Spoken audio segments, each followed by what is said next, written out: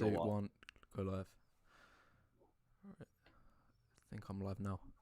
All right, boom. All right, what's up, guys? We are live. So this is the much-awaited debate with Wheat Waffles.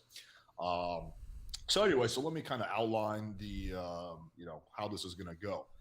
So this is going to be a respectful debate. So obviously, we're not going to attack each other or anything like that. It's going to be.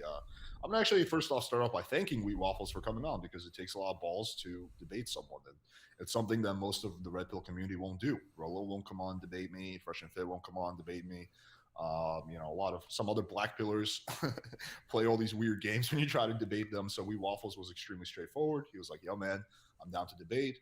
He wasn't weird about it, so I respect. Seriously, like, thank you for coming on. Yeah, thanks a lot. It was nice and easy. We just messaged each other on WhatsApp, like got in touch really quick and was able to sort out this debate like within the first week pretty much of getting in contact, and it's a pleasure to come on here. Yeah, believe it or not, it's really not that easy with like some other people like in your community where it's like, oh my god, anyway, that's a whole different aside. So anyway, so this is going to be the format. So we're going to start off. I'm just going to ask Sweet Waffles some questions like I would with any interview guest at all. Then we're going to go through all the things that we agree on, and there are some things that I think that I agree with Wheat Waffles on, and then we're going to go through all the points of contention. We're not going to talk over each other. It's going to be a one-on-one debate, but then afterwards, after the debate is over, according to both parties, then we can answer questions and we can bring maybe even potentially bring people on. That's only going to be after the debate is over. So we're not going to unless it's a really good comment that you feel like one of us is really missing something. We're really not going to be like shying away from the debate because I feel like that can get distracting when like you're having a debate and then you're also taking questions at the same time, and that wouldn't be fair to Wheat Waffles. Okay, so yeah, so that's kind of the ground rules. So we're also might be showing up some stuff on the screen. I have some stuff that might be relevant to the debate. Wheat Waffles says that he also has some stuff that's relevant, so we'll do that. All right, so let's start off with a little introduction. So, I know a few things about you, but obviously, I don't know how much you want to share. But let's start off with like a quick introduction. Let's just go with that. Oh, okay, yeah. So my channel mainly specializes in like Blackpill content. Like that's the main sort of idea I'm bringing to the table in terms of like its beliefs on the dating market. And in my opinion, like the Blackpill has three main tenets. Like you cannot believe in the Blackpill if you don't believe in these three things. If you don't believe in these three things, you believe in something else. Number one is hypergamy, and that means that quite simply, women only date up. They only want to date a man who is either equal or greater in value to them. Isn't that a do you want big to red respond to pill that, or tenant? do you want to respond to that, or do you want to like let me get the other two out No, of the I'll way? let you get. I just want to ask a quick Okay. question. Isn't that a big red pill tenant as well? Is that like an overlap that you have with the red pill community? Because I hear Rolo talking about this all the time. Yeah, I would say, in fact, I think that the red pill and black pill do overlap in quite a few different areas. Like some might even say that like they agree on more things that they do than they disagree on. Like I'd say the main commonality with the red pill and the black pill is that they both like massively reject the blue pill. Like the both of these belief systems are trying to get away from that. Like I guess you could say what's the opposite of the black pill? Not really the red pill, more so the blue pill is like the opposite of that. Would you agree Okay, with fair that? enough. But just on that basis alone, I would say that the red pill and black pill is going to share at least some common ground, because most like the trajectory that most men go when they leave the blue pill is that they usually find red pill content second, whether that be like pickup art or some sort of similar content to what you produce, or more of like the mainstream like red pill content like Rollo Tomasi or Richard Cooper, people like that. Then you've also got the MGTOW like content. Some people go find that, and then I think the last kind of step that people go down, like they end up finding black pill like content. That's like it's usually either that or MGTOW is like usually the last like content creators that people go to after they've discovered the red pill. So is there a difference between black pill and MGTOW, or is that the same thing? No, I would say there is quite a big difference between MGTOW and Blackpill. So I highlighted this in one of my like really early videos. I believe that the main difference between MGTOW and Blackpill is that MGTOW believes that like the dating market has fundamental issues, like not to do with like the individual people, rather that it's to do with the like institutions, like the systems in place, it's looking at the big picture. So it's looking at the like laws regarding marriage, for example. It's looking at those things rather than like individual people. Like MGTOW, when they're making their points, like I've watched a fair amount of their content. Usually they aren't talking so much about men. Like they're usually talking about either the institutions, like the systems, and also like women. Like they're looking at those sort of locuses of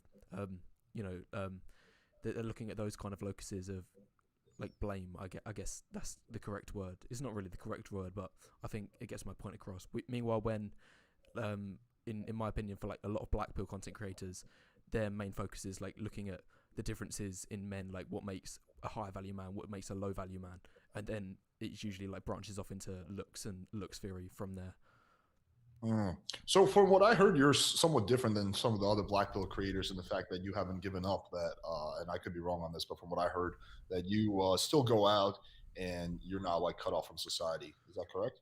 Yeah, 100%. Like I don't, in fact, I don't really like have any excuse to be like if we take Black Pill, like a lot of people kind of get this misconception wrong that they think the what term Black Pill means to literally give up.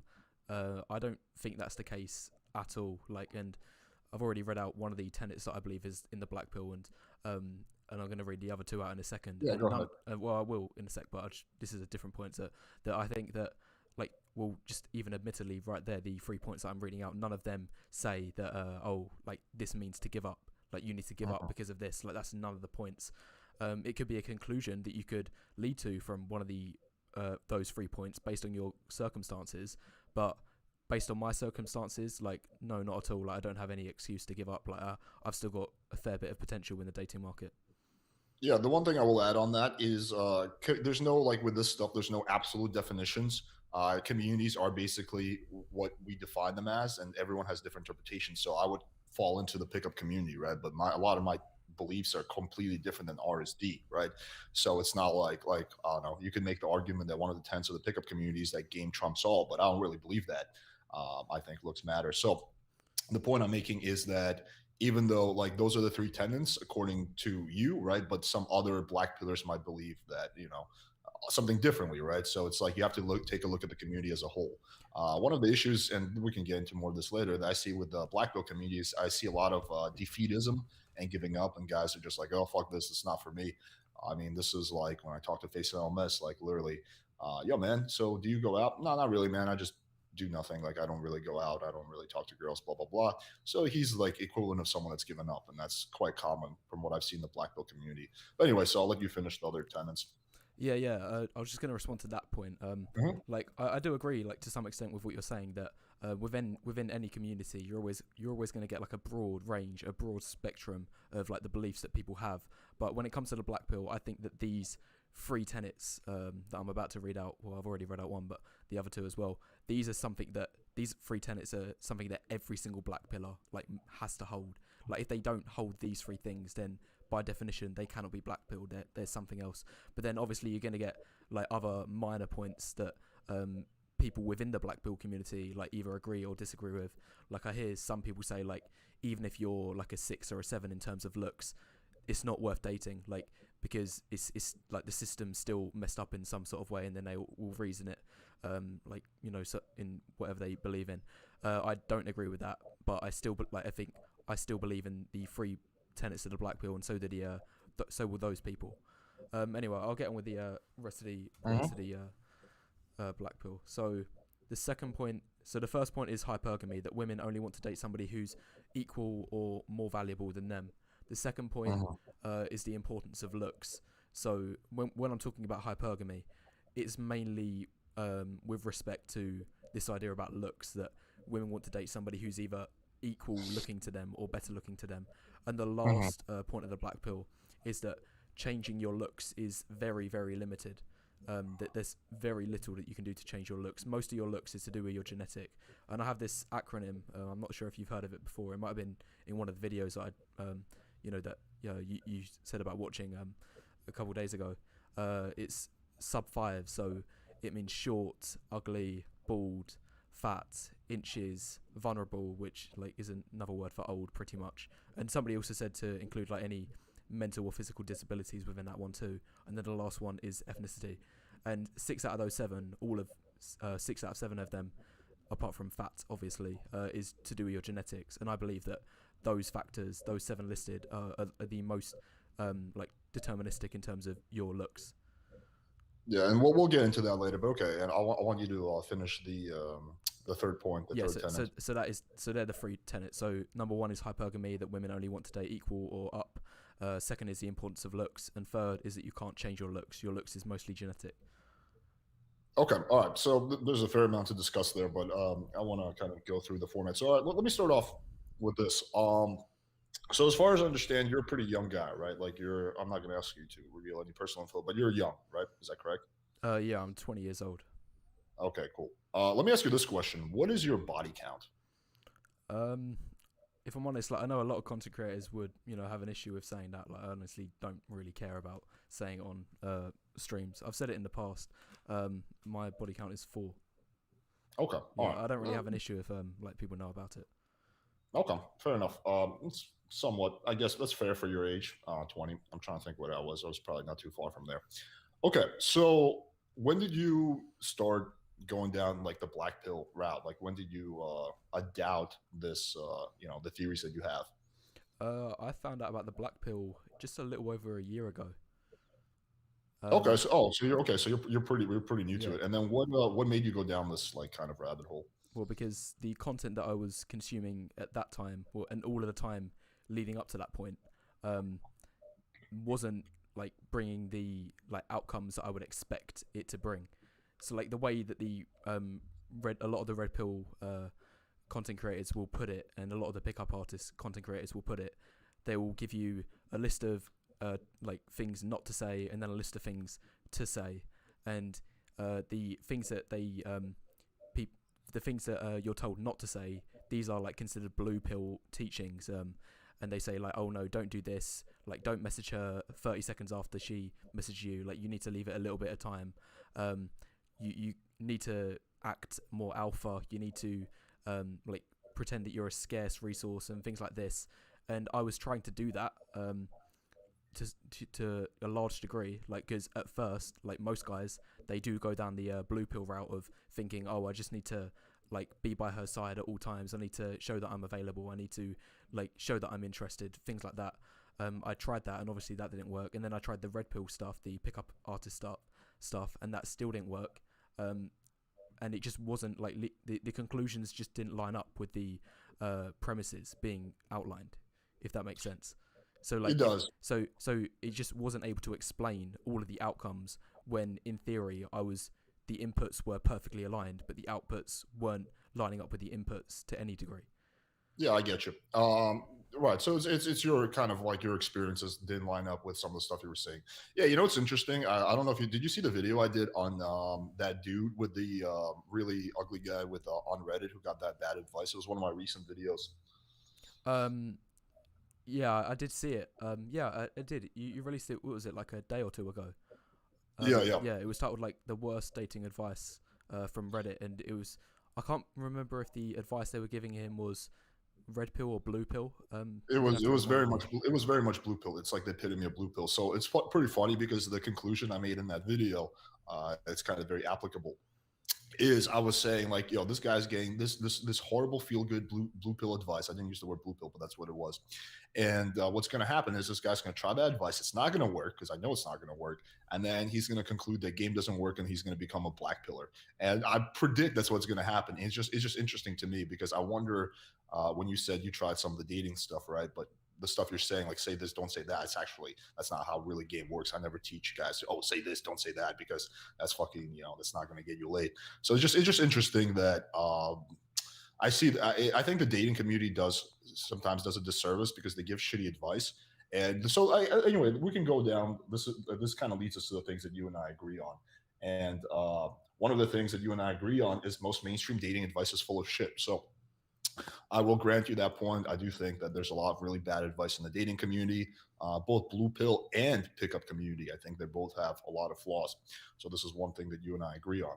And stop me at any point if you think that there's something that's worth mentioning. I think the second thing that you and I agree on is that game exists. Now we disagree on how much it matters, but I think that at the very least you think that game exists, which is good because when I was debating MD, he just doesn't think game exists at all. That's fascinating to me how like he doesn't think there's slightly better ways of talking to women, slightly worse ways. Uh, any man who Can I gets just into respond to that quickly? I yeah, do of think course, that go ahead. game exists, but it's only going to serve relevancy depending on who is using that said game. Because any number multiplied by zero is zero. And if we say that game is going to be a tool that you can use to increase like the probability of, an interaction working out, if a 2 to 3 out of 10 in looks tries to use game, any number multiplied by zero is zero. So his game isn't going to help him in any of those interactions because they're all going to lead to failure, irrespective of if he has perfect 10 out of 10 game. So, in your opinion, is any looks under 5 a zero? Um, I would say that the lowest benchmark is a 4. Like a 4. Like I've seen some like very rare outlying cases of a 4 like who's got who's maxed all of his non-looks related SMV can still be successful in the dating market. But anything below that, like if we go down into like 3 or below, then no way. Like I'll bring up like a chart. It's a bit simplistic, but you might have seen it before. Can you see it on my screen now? No. Oh yeah, okay. I need to share the screen with you. Okay. Yeah. If I just share my screen, share screen there, and we will go here. There. Can you see my screen now? We got to add to the stream, so there we go. Okay, nice. Yeah, I've actually seen this chart. It's interesting. I would heavily adjust it, but yeah, I think there's an element of truth here. Again, I would heavily adjust it. So let me ask you this question, a series of questions based on that assumption. So you said that basically anything below a 4 is like you're just a zero at that point. So how would you explain? Because you rated John a 3. So how would you explain his results then? Right. So the thing with John, first things to point out is number one, he's 6'4" in height, and I do have a another like post in my community tab where I've talked about how your height can affect your SMV, and at 6'4", it's like +2. So even But then, so like then he's he at wouldn't least a really 5 be in a terms of 3. Then SMV. he would be a 5, right? He's a 3 facially, no question. But in terms of overall SMV, like his height brings him up to a 5. Like, and so once you take that into account, then I would like that right there. Admittedly, like he does align with the what this chart is stating. Okay. Well, you said no question. So how do you determine that it's no question? Like what is your like you say you're when you say no question, you mean that it's objective. So how is that determined that he's a 3 facially? It's just basic like indicators of health and fitness and like genetic like indicators of like potential to like Because rear like healthy my offspring. contention is that I'm assuming you're 100% straight, right? Yeah. Okay, my contention is that a straight guy can't judge another straight guy accurately. Now you can ballpark it for sure, and in order to, I kind of wanted to get some objective data. So what I did was I actually reached out to a few chicks I know who do not know John. I try to make this experiment as objective as possible, where I just said, "What do you think about this guy, 1 through 10?"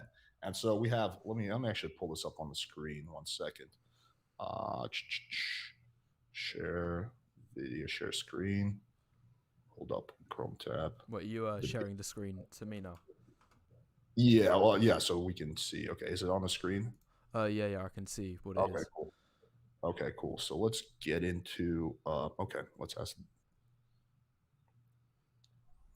Okay, so this chick, she said he's cute. I don't know, on a scale from 1 to 10. So I'm just waiting for her to respond. I kind of did this all last minute. I probably should have done it a little bit ahead of time. Let's see if she responded yet. Okay, she did. Let me pull this up. But she said, I don't know, weird ask, maybe a 7. So here's another. I'll pull up another chick who actually responded with a number on here. Okay, this chick, I believe, 7. So it seems like, I think that it's up for debate whether he's a 6 or he's an 8. I think we can all agree he's not a 10. And I think we can all agree he's not a 1 or 2. But I think it's the range is clearly between like 5.5 and 8, right? And it seems like two chicks who I know who don't know him at all rated him a 7. So that really begs the credibility of your ability. And it's not just you, it's any straight guy to rate another dude.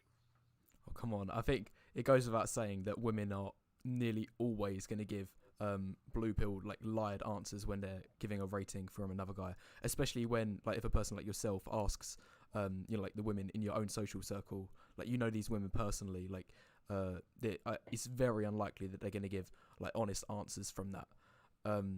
That's like not even a tenet exclusive to the black pill. Like red pillers and black pill believe that alike, that in this idea of like virtue signaling, that what comes out of women's mouths, like what women say, their words don't equate to their actions. So like if I did this experiment down the street, like if I asked half a dozen different girls, or even more than that, like get the sample up to 50 or 100, if I asked them like how attractive is this guy out of 10, there probably would be quite a few answers that are answering 5, 6, 7, 8.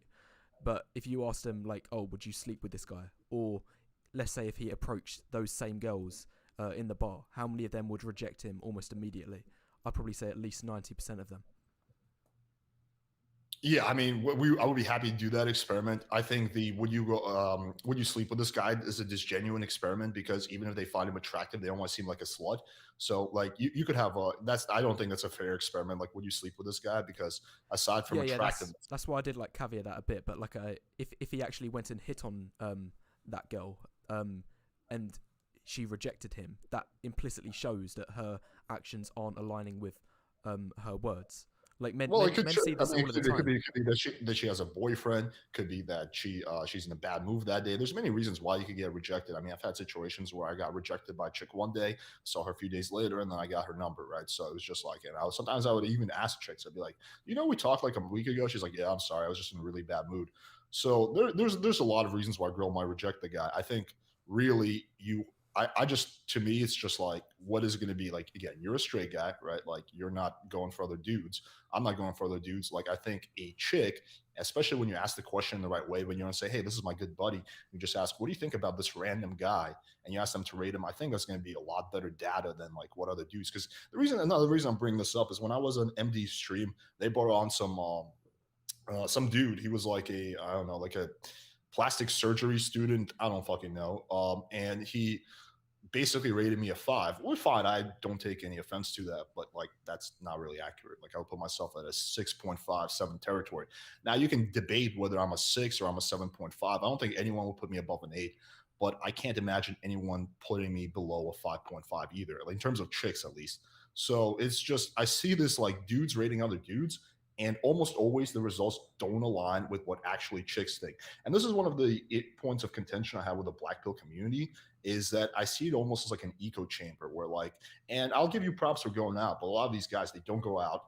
They just kind of repeat their theories to each other, and then it just becomes this echo chamber where they're not putting their results and testing them in the real world. So that's kind of my point of contention there. I think that's like a massively contestable point, because in almost all of my experiences, when like I've seen guys who are either like up the look scale or down the look scale, like I can predict what's going to happen, like just based off their appearance alone. And like an example happened literally a couple of weeks ago. I was at this party with a girl, like I'm at college at the moment, that I've been like dating for a while, and she, as soon as like we got there, like we meeted and greeted like everyone, and then I started talking to another girl, and like I had my back turned to the girl I'm dating at the moment, and then about 20 minutes into the conversation, like she like taps me on the girl that I'm talking to at the moment, the one that I'm having a conversation with. She says, "Hey, wait, you know the girl that you're dating at the moment. She's like over there talking to 4 other guys right now." And I was like, "Oh, really?" Like, and I had a look around, and all 4 of them were like at best a 4 in looks at best. And like I turned back to the conversation that I was having in that moment of time, and I said, "Oh, they're all really unattractive. They're not on my level. Like I don't have anything to worry about." And what happened?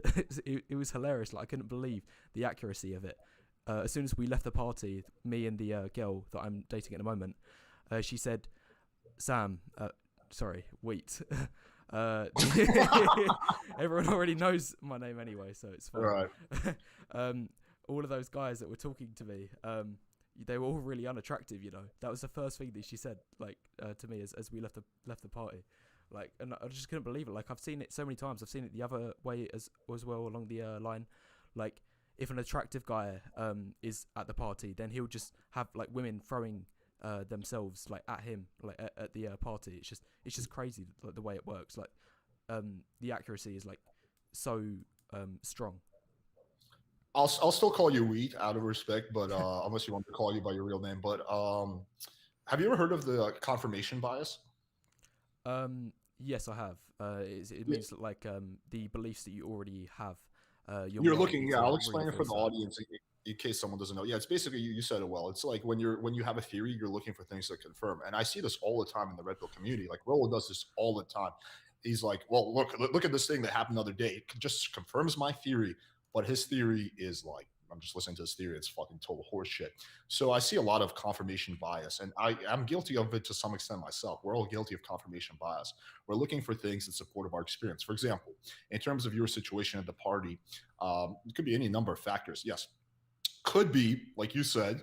It's a plausible theory that you're better looking than those guys, and you were the best option for her. Or it could be that you got yourself a loyal girl and she doesn't want to, embarrass herself in front of a guy that she likes. And thus she decides not to fucking go home with a random guy, which is also a pretty reasonable theory. It could be that, for example, that she didn't really like any of those guys in terms of their personality. They all, were too aggressive or too meek or whatever. So it could be any number of reasons why that chick didn't bang one of those guys, right? And again, I understand like your theory is that, okay, looks, I'm better looking than those guys, but there's other reasons why it could have happened. So that's kind of my take on that. I'll let you respond to that before we move on to the other points. Well, I don't have really anything to respond to that. Like I understand that point. Yeah, it is like a promising like point that you're saying, but like I disagree with it. I think it can't be my game. It can't be like I know what you're saying. Like, but I've already made my point in the first one. Like I'd only be repeating myself if I responded to that. Fair enough. Let me bring this up. Are you familiar with my business partner, Indian P? No, I'm not. Let me pull him up because it's going to be very relevant. Let's share my debate stuff. I'm surprised I didn't call it debate shit. All right, so let's pull up my business partner. So this is before and after, and I was going to use this to make a point later on about like transformations. But let's do this. So can you rate him before and rate him after? I want to get your honest take on it. Can you try zooming into the photo a bit? It's quite difficult to see his face. Yeah. Is this better? It was a little bit better when you zoomed in a fraction more. Let me go. Oh. Okay. Is that good? There we go. Okay. In the left, he's about a Norwood 4/5, and that's really impacting his looks. In the next video that I have coming out in a couple days time, I've actually like gathered data. Like I'm not sure if you're aware, but I have like a rating service, like a business on the side, yeah. And like I compiled the data of like 1,000 different guys. Like I took in all of their body fat percentages, their heights, their age category, how much they're balding and things like that. And I actually found from that data that if you're anything like past if you're like a Norwood 4 or a Norwood 5, such as the guy on the left, that actually makes you lose more points than if you shave it completely off.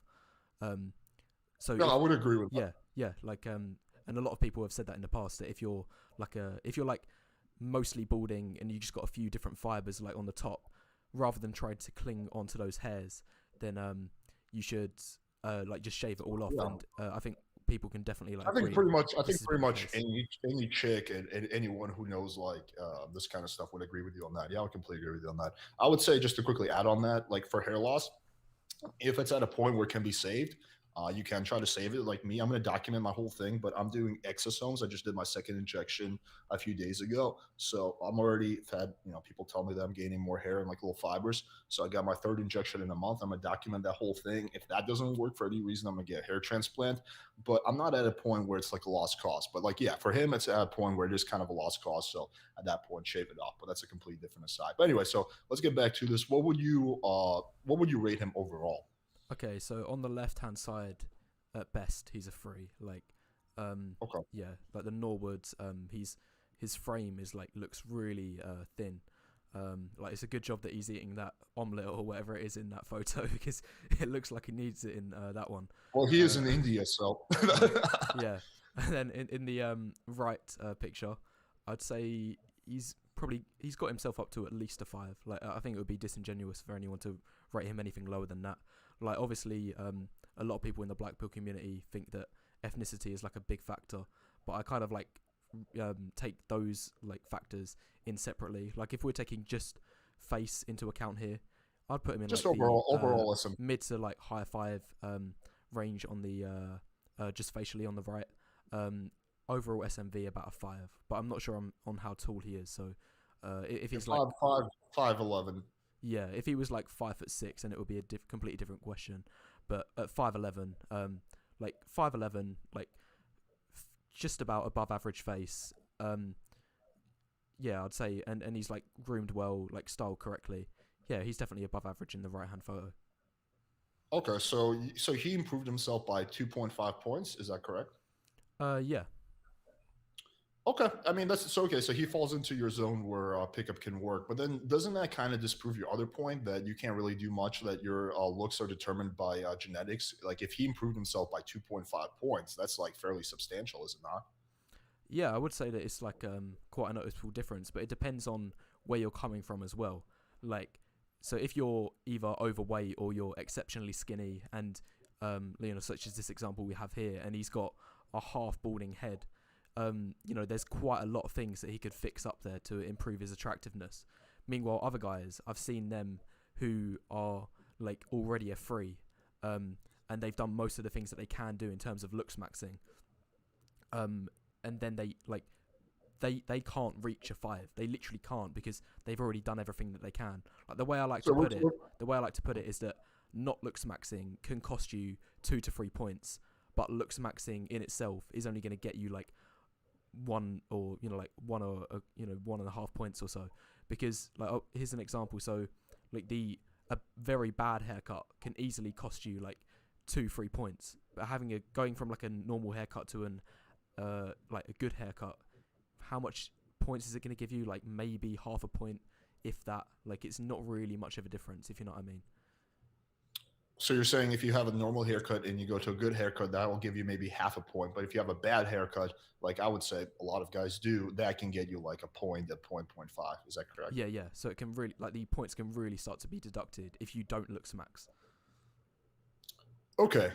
So there's still an app. Okay. So you're saying for the average guy, for the guy that's averagely looks maxed, there's maybe a point of gain, but for a guy that's negatively, inversely like opposite of looks maxing, looks down, then he can gain 2.5 points. Yeah, yeah, Correct? 100%. Yeah, it's all about where you're coming from. Like I think it goes without saying that like an overweight guy, if he lost all of his weight, like you can easily see examples of men going from a 3 to a 6 to a 7 in those departments. But if a guy who's already like average build, like improves his physique and gets jacked, if he's a 3 at that moment in time, like his face is still going to be quite bad because he's already low body fat percentage. In like at his current level, he's maybe going to get up to a 4. Like at best, he's going to get to a 5. He doesn't have the same level of potential as the overweight guy of getting to a 6 or a Yeah, 7. I would agree with your point, honestly. I do think there's a cap on what you can do purely in terms of looks maxing. So, for example, yes, if a guy is starting at like a 2, he's not going to get to a 6, right? Purely from look stuff. So I would agree with that point. I think I would disagree with you about on a point. I think a guy who's average, who's at a 3, can get to a 5. You would probably say get to a 4. I would say probably get to a 5 because I think muscle makes more of a difference than you do. But we're, at the end of the day, it's an opinion and we're arguing about scraps. So I'm not going to make that point of contention. Well, Okay, so I've got you the actual data on that. Like I don't really want to reveal the data for my next video like too early, but I might as well use the actual data while I have it at hand. But in the spreadsheet, which I've documented over 1,000 guys' body physiques, I found that the average guy is a 5 that I've rated, and if you're overweight, it subtracts minus 1.3 points. So the average overweight guy is a 3.7.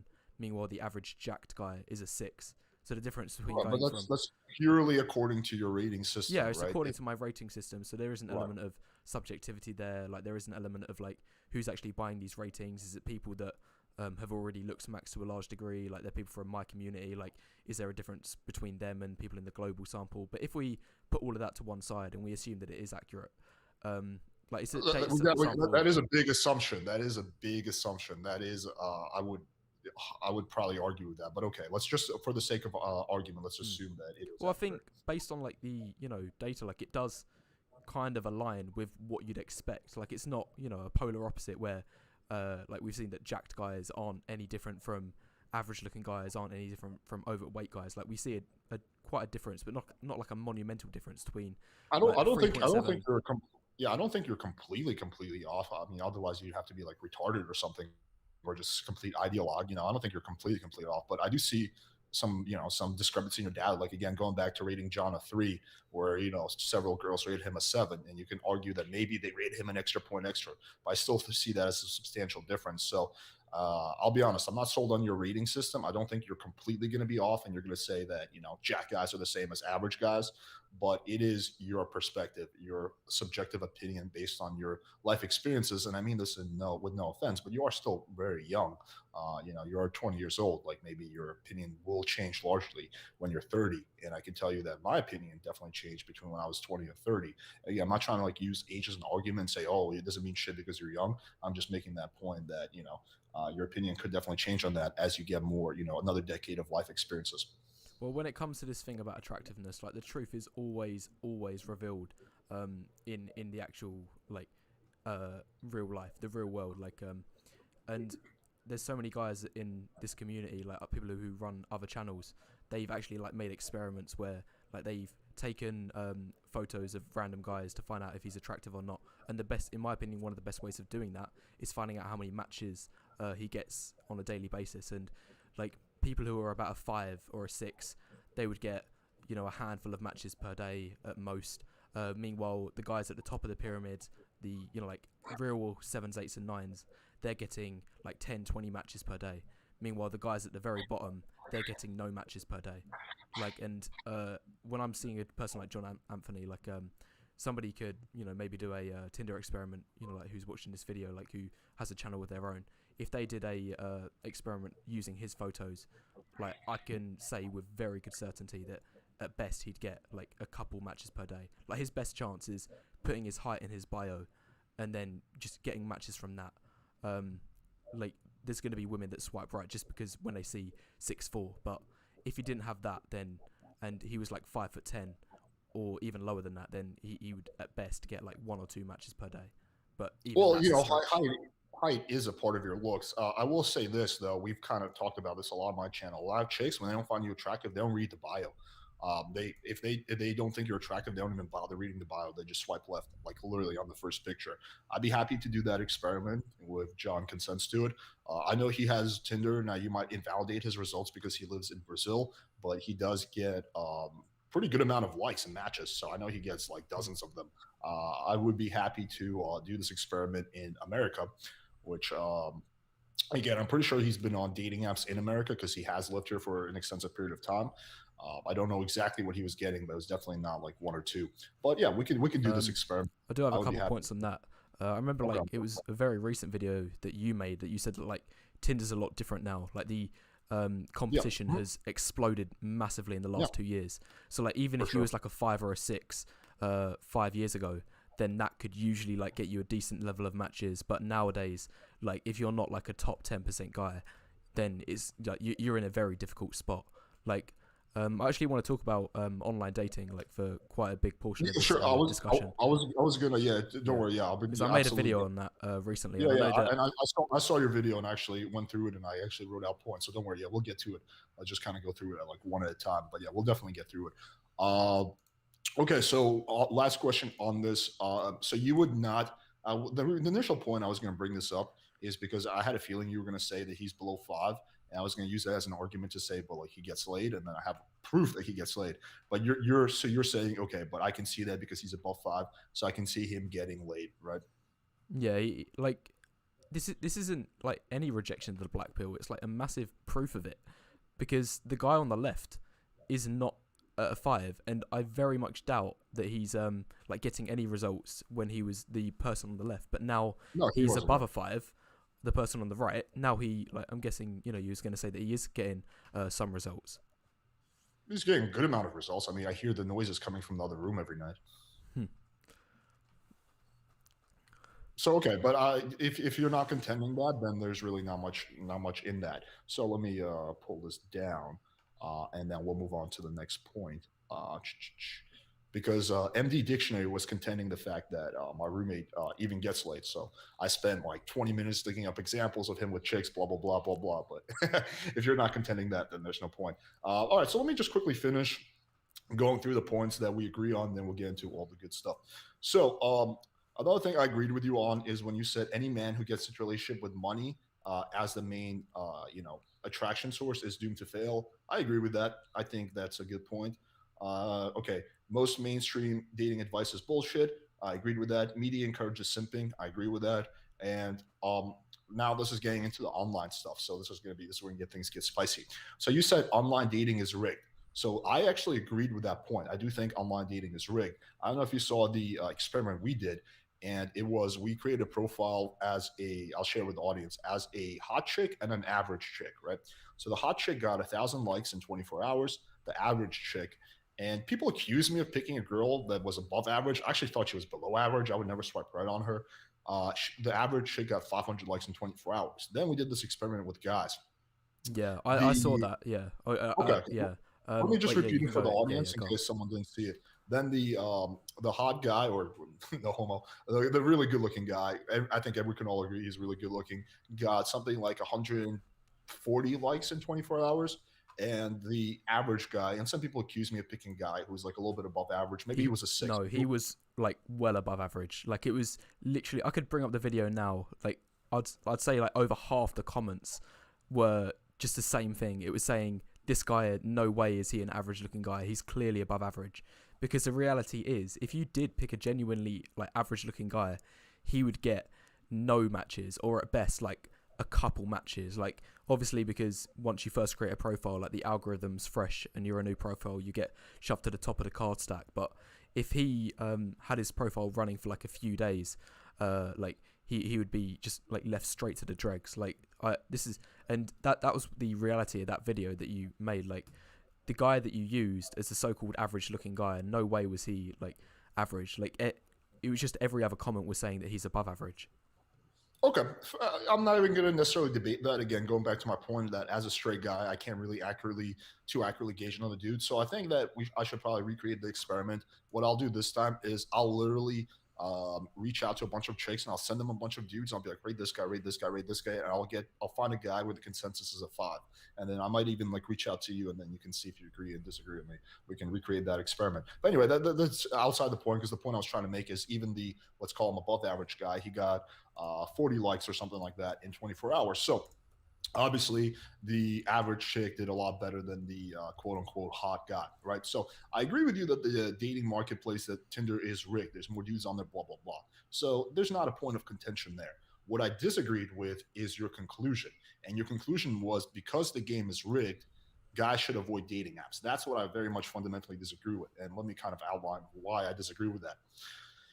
Even if the game is rigged, what is your sunk cost? What are you investing in it? If you're just basically creating a profile and you're paying like $20, $30 a month, which is to a guy who has a decent income is like nothing. Like to me, $30 a month is like it's a joke. Like I don't give a shit about it. Most guys, like anyone who has like a decent job, it's a joke. Um, and let's say because the game is rigged, you're getting laid twice a month, right? Which is really not that much. That's still better than zero a month. Now you can make the second argument that you're playing into, this whole entitlement culture that chicks have, and that might even be a fair point. But what you got to realize is that just because you stay out of the game everyone else around you is still going to play the game. So unless you can get every single guy in your city to get off dating apps, you're not going to make any kind of difference. All you're going to do is miss out yourself. It's like when when they have protests, like, and they're like, yeah, we're gonna, like, fuck this company, we're not gonna use them, but it's only like 100 people doing that. Unless you get every person or most people who buy from that company to stay away, which you're not going to get because most people are not going to watch this channel, then you're going to make no difference in the end, and you're just going to miss out yourself. So that's kind of my take on that. I'll let you like refute that. I don't see why, like, out of the three environments to go for, like online, warm, and cold, like online, it's just the way I'm like evaluating it, like listing the positives and negatives. It's by far the worst. Like, it's no question about it. If you're not a top like 15-20% guy, or even in my video, like I outlined, it's like more strict than that. Only the top 10% is better off. If you're not a top 10% guy, then the odds are stacked against you. Online dating only benefits two groups: 100% of women and 10% of guys. That's it. If you're in the bottom 90% of guys, you're in a disadvantage. And I've shown in my video that and it's because of the outnumbering. That if you're in, and because most women only swipe right on the top tier guys, and if you're a 10 to 20% guy, so this is like a 1 in 5 guy, you're still at a disadvantage because the ratio, even at that level, is 3 for 2. There's 3 guys competing for every 2 girls, and the point you're having to date down, even at that level, is massive. Like, because you're competing for like the 3s and 4s, tier women. Meanwhile, if you're a 10 to 20% guy, you're probably in like the 7 sort of looks range. Like, the main reason I don't like these dating apps is because both the quality is bad and the quantity is bad. Like, they're both shocking. Like, most people can agree with that. Like, most of the matches that you get, like as an average guy on Tinder, are going to be well subpar, well below your looks level. But it's just like not even a fair contest, because those women that you're matching with, who are well below your own looks level, they are getting like 10, 20, 30 more matches than you. That's just how unfair it is, like, for any guy who's not in the top 10%. Okay, so let me ask you this question: would you put me in the top 10%? No, I would. Okay. I would put you in about like probably the 40 to 30% range. And Okay. I've got a feeling I know what you're going to say. Like, you know where I'm going. Yeah, I know where you're going with this. Like, I've seen I've seen your photos. Like, I've seen your videos about your own Tinder profile. Like, I'm not, I'm not trying to be harsh here, but the photos that you use on your profile, like, don't resemble the way you look in real life. Like, to a huge degree. Like, they have been like quite edited. Like, even the photo that I think you've used for the thumbnail of this, like, I think that's one of your Tinder photos that you use. Like, it does like, there is a substantial difference between how you look in real life and in the photos that you use in your online profile. So that's right. There's a difference. I wouldn't say it's super substantial, but again, we're arguing about scraps. But there's a difference. I agree with you on that, and that's a good thing. So that's one of the big things I teach as a guy. It's not the editing. Just to give you an idea, it's not because the photo is heavily edited. I don't actually heavily edit any of my photos. It's largely because good angles and good lighting. And this is something that chicks have been doing for decades. Chicks know the power of angles and lighting. Like, with angles and lighting, you can make anyone look better. And that's exactly, as a guy, what you want to do to compete with the marketplace. So of course I look better in my photos than I do in real life. But yeah, that's what you want to do as a guy to be competitive in the dating marketplace. Now, I would say the point is actually that I want to make a different point. Wait, just hold on a second. Like, I'm looking at the photo that you've used for the thumbnail now. Your hairline is like substantially better in the photo that's been edited than like what I'm seeing on camera right now. Like, well, that picture, keep in mind, that picture is from 3 years ago, so it wasn't edited. It was just that I had better hair 3 years ago. So you're using photos that are like 3 to 4 years older than. No, not all of them. I have a lot of photos from the last year, but that one specifically that I used for the thumbnail. But go ahead. Yeah, that was the only point that I had to say. Like I'd say in the photo that you use for the thumbnail of the video, a girl looking at that would probably you're probably like a 7, but like on camera, like, you're about a 5.5. That would be like my take. Right, but so as a guy, that's what you want to do. Like, you want to have photos where you look better than you do in real life, because that's what chicks are doing. Like, that is that is exactly a point in my favor. Like that is what you want to do. No, but the issue with that, like, even if you do fraud your photos, a lot of women are going to be heavily put off, like, upon meeting you, like, for the date. Like, I've seen so many stories of women posting this on Reddit. Like, they will say a guy turned up to a date. He looked like hardly like the guy in his photos. He was a good 3-4 inches shorter.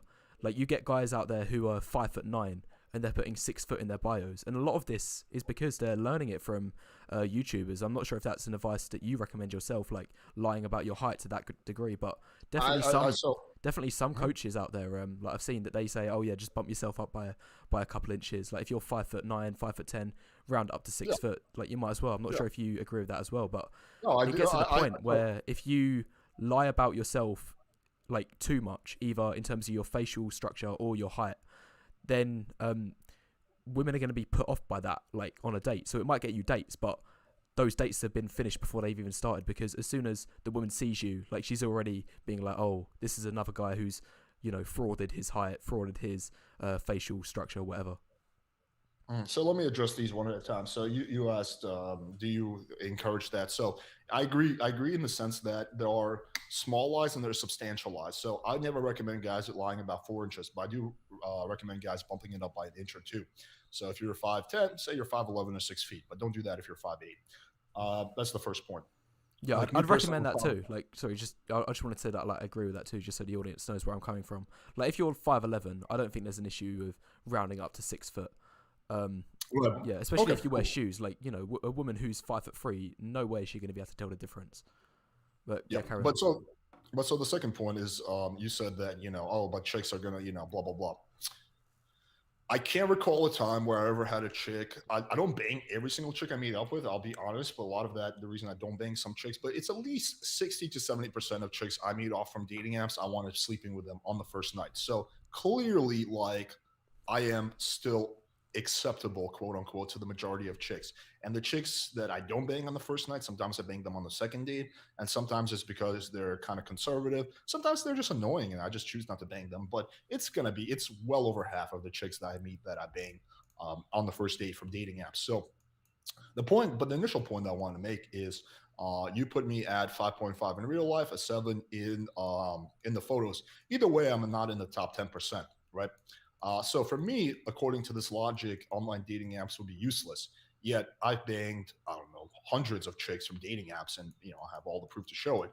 So why would I be better off not using dating apps? That's my question. I remember you saying, it might have been, in fact, like your most recent video, that, like, you even said yourself that, like, the golden age of Tinder, like, is over now. Sure. That it's significantly harder.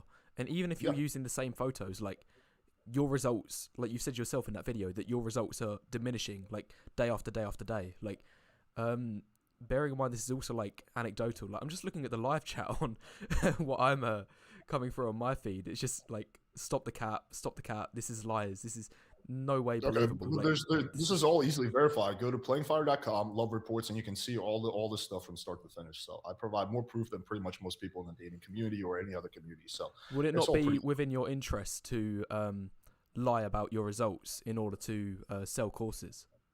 Is that your point? Is that your point of contention, that I'm lying about my results? It's most definitely a point that's shown truth in the past. Like, there's been plenty of like Redpill dating coaches out there who have like lied about their results and have been exposed, like, because of that. Like, they've been shown to be a fraud, that their results don't live up to, like, what they're claiming to in their videos. And one of the main motives for that is because they want to, like, sell as many of their programs as possible. So it's not like a. But I've been doing this. Yeah, but like, I've been doing this for about 4 years. There has never been one video calling me out. No one's ever called me in a lie. That's simply because I don't lie. That's how I run my business. I'm a big believer in that. It's a slippery slope once you start lying or exaggerating. And so I've never done it. And I told my whole team, like, we've had situations in the past where someone said, oh, well, this chick gave me a hand job. It was pretty close to sex. Can I use it as a layer report? I'm like, no, you can't. So I never lie about my results, nor would I. It just And seems a I'm bit pretty honest. suspicious that like you think it's okay to lie about your height by a couple inches, lie about your photos, by bumping them up a little bit better, but then you're all against lying about your results on your business. Like Because it just seems I like a see, bit of a contradiction. It just seems to me. no. Let me answer that. So I see there's substantial lies and there's white lies, right? So I have no problem. Like it's when my girlfriend's like she ate a lot of food and she's like, "Hey, do I look a little chubby?" That's gonna be a white lie. Where I'm like, "Nah, babe, you look hot as fuck," right? Or she's like a little bloated or something like that, um, or something like that. And then I see substantial lies. So I see lying because I do have a course and people are trusting me. I see that as a substantial lie. So if I lie about my results and someone buys from me, and that is a substantial lie. And I've called out other YouTubers for doing that. I've called out Fresh and Fit many times about lying for their results and doing that. So I've called out a lot of other people for doing that, but I would not do that myself because that's a substantial lie. Nor would I tell a substantial lie to a girl. So I would never be like, the girl asks me like, "Oh, so you're gonna date me, right? Like we're gonna get into a relationship." I would never be like, "Yes," because that's a substantial lie. I would not say if I had a client who's 5'6", I would not tell him to say 6 foot because that's a substantial lie. But I have no problem with little white lies. So that's kind of where I draw the line on that. But I want to return to the initial question. Is that again, like according so you said that the dating apps are getting harder, which we both agree on. But I still, what was it, 2, 3 weeks ago, I still banged a pretty hot chick from Tinder, right? So even though it is getting harder, and I would say it's not as easy as it was for me 3 years ago, still, even if I can bang, let's say, even being extremely conservative, I bang one new cute chick a month from Tinder. That's still better than zero cute chicks a month from Tinder. Would you not agree with that? Yeah, like that doesn't make sense. But like in terms of like what's the term that I'm looking for? It's cost, like it's opportunity costs. Like I think that the reward Mhm. risk reward on Tinder is so low. Like the juice just no way is worth the squeeze if you're Well, what like, is the risk? That's what I don't get. well, there isn't necessarily a risk, but the opportunity cost is there. Like if guys can spend hours and hours swiping, sending messages out. Like the vast majority of them end up like leading to flakes or like don't materialize into anything. I think that time, Mm. even if you're an average guy, like it will probably be better spent like trying to maximize your results in a warm environment or a cold environment. Like Oh, in all of my situations, like if I totted up the number of hours I've spent in each environment and like divided that by like the number of results I've got in each of them, by far like cold and warm would have like they would be much more efficient uses of time than compared with online. Like online is just so time consuming and the results aren't worth the time that you're spending on top of the like abysmal quality that you see on dating apps as well. Like, but that's a whole different point. Like the quality on dating apps is shocking. Like it's no question. The like in one of my recent videos, like I said that the three main factors of a high quality woman to date long term is how hot she is, how young she is, and how like pure she is. Well, I use like the term undamaged, but like I don't really want to be using that term anymore because of the algorithm. But and all three of You, those you, are you, far you can say worse. whatever you want on the stream. I don't give a fuck about that. I Yeah, know a lot of YouTubers are like trying to cater to the algorithm. I don't give a rat's ass. You can say whatever. yeah, yeah. But yeah, that's besides the point. But like the quality is far worse. Like in all three of those departments on online dating, I think like the quality and quantity of time, like the quality and quantity of women that you're going to be able to date in the other two environments is far superior than what you're going to be able to get in online, and that's my point. Okay. So I think the first point you brought up is return on investment. So you're saying that, for example, if you're spending 20 hours, it takes you 20 hours to bang a chick from online, but it takes you 5 hours from cold approach, and then cold approach is a better avenue. You're making the ROI argument, which I'm actually a huge believer in, like using your time wisely and having a good return on investment. So this is why I do not advocate sitting around and swiping all day. That's, in my opinion, a waste of time. So you can get Tinder Gold. It costs $30 a month. Again, if you are even, unless you're completely broke, that should be like an inconsequential sum of money. And it shows you all the girls who already like you. So, for example, me personally, I'm almost never swiping on dating apps. I'm just once every 2 days or so, like when I have some free time, and it's usually not even like I'm taking time out of my day. It's usually when I'm like taking a shit or I'm stuck in traffic or I'm waiting in line or something like that. I pop open, I see, okay, 20 chicks like me, 8 or 9 of those are attractive. Pick those, set mass, send out an Wait, opener, sorry, say that again. How many would be attractive out of the number of women? Oh, it's gonna be you and I agree on this point. There's no disagreement there. It's gonna be less than 10. It's gonna be maybe 30%. I actually did this experiment. It's 1 out of 3 chicks I would find attractive that like me. Well, I would say the number's a lot lower than that. Like, even You gotta like keep in myself, mind you even live in myself just England, I live in Miami. swiping, like ignoring like the ones that swipe back on me. Like when I'm swiping on Tinder, like I would say at most like 1 in 5. Like the Well, number's probably closer to 1 in 10. Like is actually attractive. Like once you you gotta keep get in past mind. the first like 10 swipes, they're just giving you like all of the dregs at that point. It's just really unattractive women at that You point. gotta keep in mind, you live in England. I live in Miami, so the chicks on average are a lot hotter in Miami. If you put it in like Eastern Europe or something like that, like Poland, it'll be like the ratio will be even better. It'll be like 1 out of 2. So The it heavily matters on where you are. the I'm in a better obesity rate location is well higher in America than it is in the UK. no one's disagreeing. What other No one, factors no could one's, make the women hotter in Miami than in the UK? Like other than like if if we're putting like body fat percentage aside. There, I mean, dude, like this is where all the hot chicks go. Miami and LA. Like literally in Miami, you're not gonna see that many fat chicks. You're gonna see a lot of fucking really hot chicks with fake tits and blah blah blah. Like this is, I mean, I don't even understand how that's a point of contention. Like Miami and LA is known for having hot chicks. So is Warsaw, and so is Ukraine and stuff like that. Those are the places where hot chicks go. Like if you doubt me on this, you can put your profile on Miami and see the difference. Again, that's just a difference in where we live. Miami is not even the hottest in terms of like percentages. Like again, Eastern Europe is going to have a hotter percentage of chicks. I mean, that just kind of is what it is. Well, I've not been to any of those places, so I wouldn't be able to like raise any points on that. But like You clearly, can set your you can set your Tinder to there and just fuck around. I mean, you can kind of do. We did this experiment actually about a year ago. We set our Tinder to various cities around the world, and we measured one, how many likes we got, and two, what percentage of those chicks do we find attractive. And yeah, like Miami is going to be definitely have more hot chicks than. I don't know anyone who's been to England and been to Miami and said chicks are hotter in England. That's why I'm going back. I mean, that's just not what it is. I mean, you guys got Kezia Noble. That's about the extent of it. No offense to the British chicks, but yeah, that kind of is what it is. Okay, so I'm trying to think what the yeah, feel like we kind of beat this horse to death. Anyway, like just to kind of reiterate my point, I am a big believer in using your time wisely, and I do agree with you that the dating game is stacked. The difference is that I still think you should play the game because if you spend $30 a month in like 2 hours, and even if that gets you one chick a month, that's still going to be a better use of your time, especially if you're good at using your time. Like you shouldn't.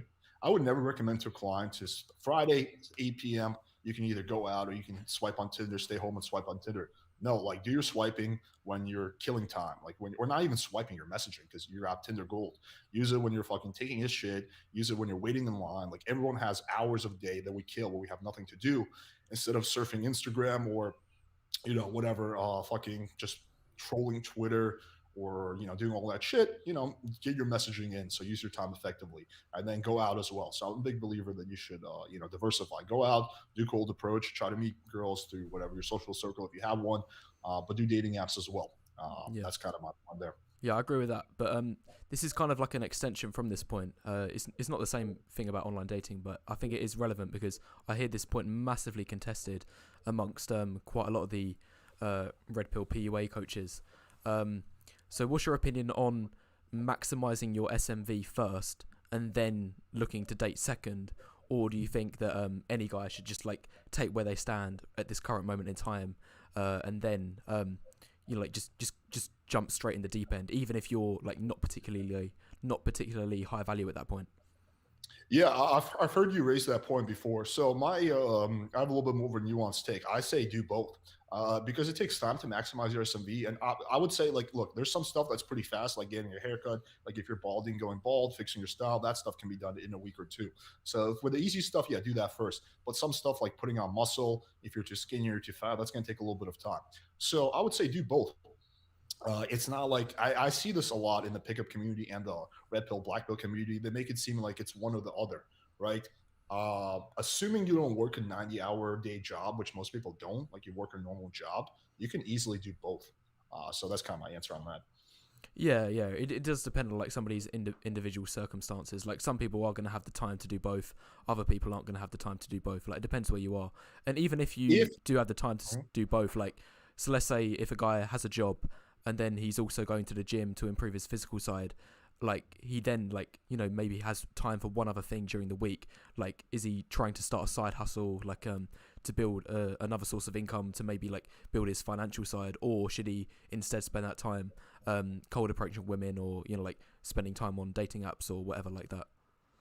Yeah, a lot of guys are really bad at multitasking. I see this quite often, even with my clients. They'll be like, "Oh, but Alex, like I can go to the gym or I can, work on my business." Like I think Arnold Schwarzenegger is a good example of this. That's why I'm a big fan of his. If you read his autobiography, he talks about how he was working on a professional bodybuilder, going to college, going to acting school.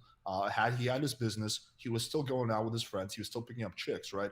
It's just a lot of people, especially nowadays, waste a lot of time on social media and a lot of nonsense, and are really bad at multitasking. Like me personally, again, I spend a lot of time playing with fire, answer all your questions, answering emails, creating content, running the business, doing strategy, doing marketing, doing all this stuff. Still go to the gym often. Still have time to go out with my friends. Still go on dates. Still do dating apps. Still have time for my family and friends, which I actually spend a lot of time on. Still have time for hobbies. So again, it's just I don't waste my time on stupid shit like a lot of people do. I mean, I waste sometimes I do, but I try to be pretty good about it. I still read and all that stuff, and I'm not even that great. I know a lot of people who are way better than me. I know people who have multiple businesses, and I'm like, dude, how do you have time to run three businesses and you're still going out and drinking with me? They're like, dude, I just, I multitask. Like I do multiple shit at once. So I think that there's very few people who can't, for legitimate reasons, do all these things. I don't think these things are that hard to juggle. Going to the gym, spending a little bit of time on dating apps, going out with your friends, running your business, maybe even starting a side hustle. That's easily doable for the vast majority of guys. I just think most people are so bad at multitasking and they waste their time on stupid shit. They watch TV or they, jerk off to porn or they do a lot of stupid shit, which waste their time. And then their whole day is gone and they're like, oh, I don't have time for anything. Yeah, yeah, I 100% agree with that. Like a lot of guys aren't efficient with their time, and if they are efficient with their time, they would be able to juggle like everything a lot more effectively.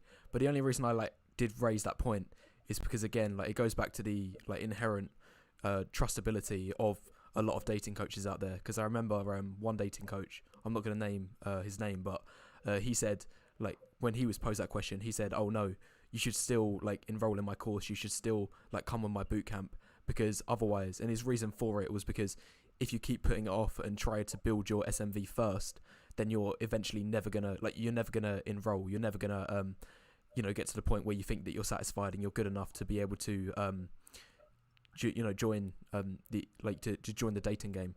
And I think the reason that he does that like is a tactic that quite a lot of online marketers do, is this sense of urgency, this sense of like you need to do this thing now, you need to buy this now, like don't wait another day, like just buy it now. And then people sometimes fall into the trap of that.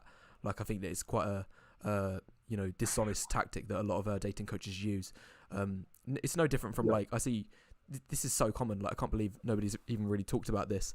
Some dating coaches like give these fake sales on their courses. So they'll say for one day only, we've slashed the price of our product in half from $500 to $250. Really, it's complete like bull. That's never true. Like they're doing these sales like on a weekly basis. So yeah, so if your point of contention is that a lot of dating coaches are full of shit, then you and I are completely in agreement. Dude, I've been calling it out for ages. Like that's like, and some people actually give me shit for it. They're like, oh, why don't you focus on yourself?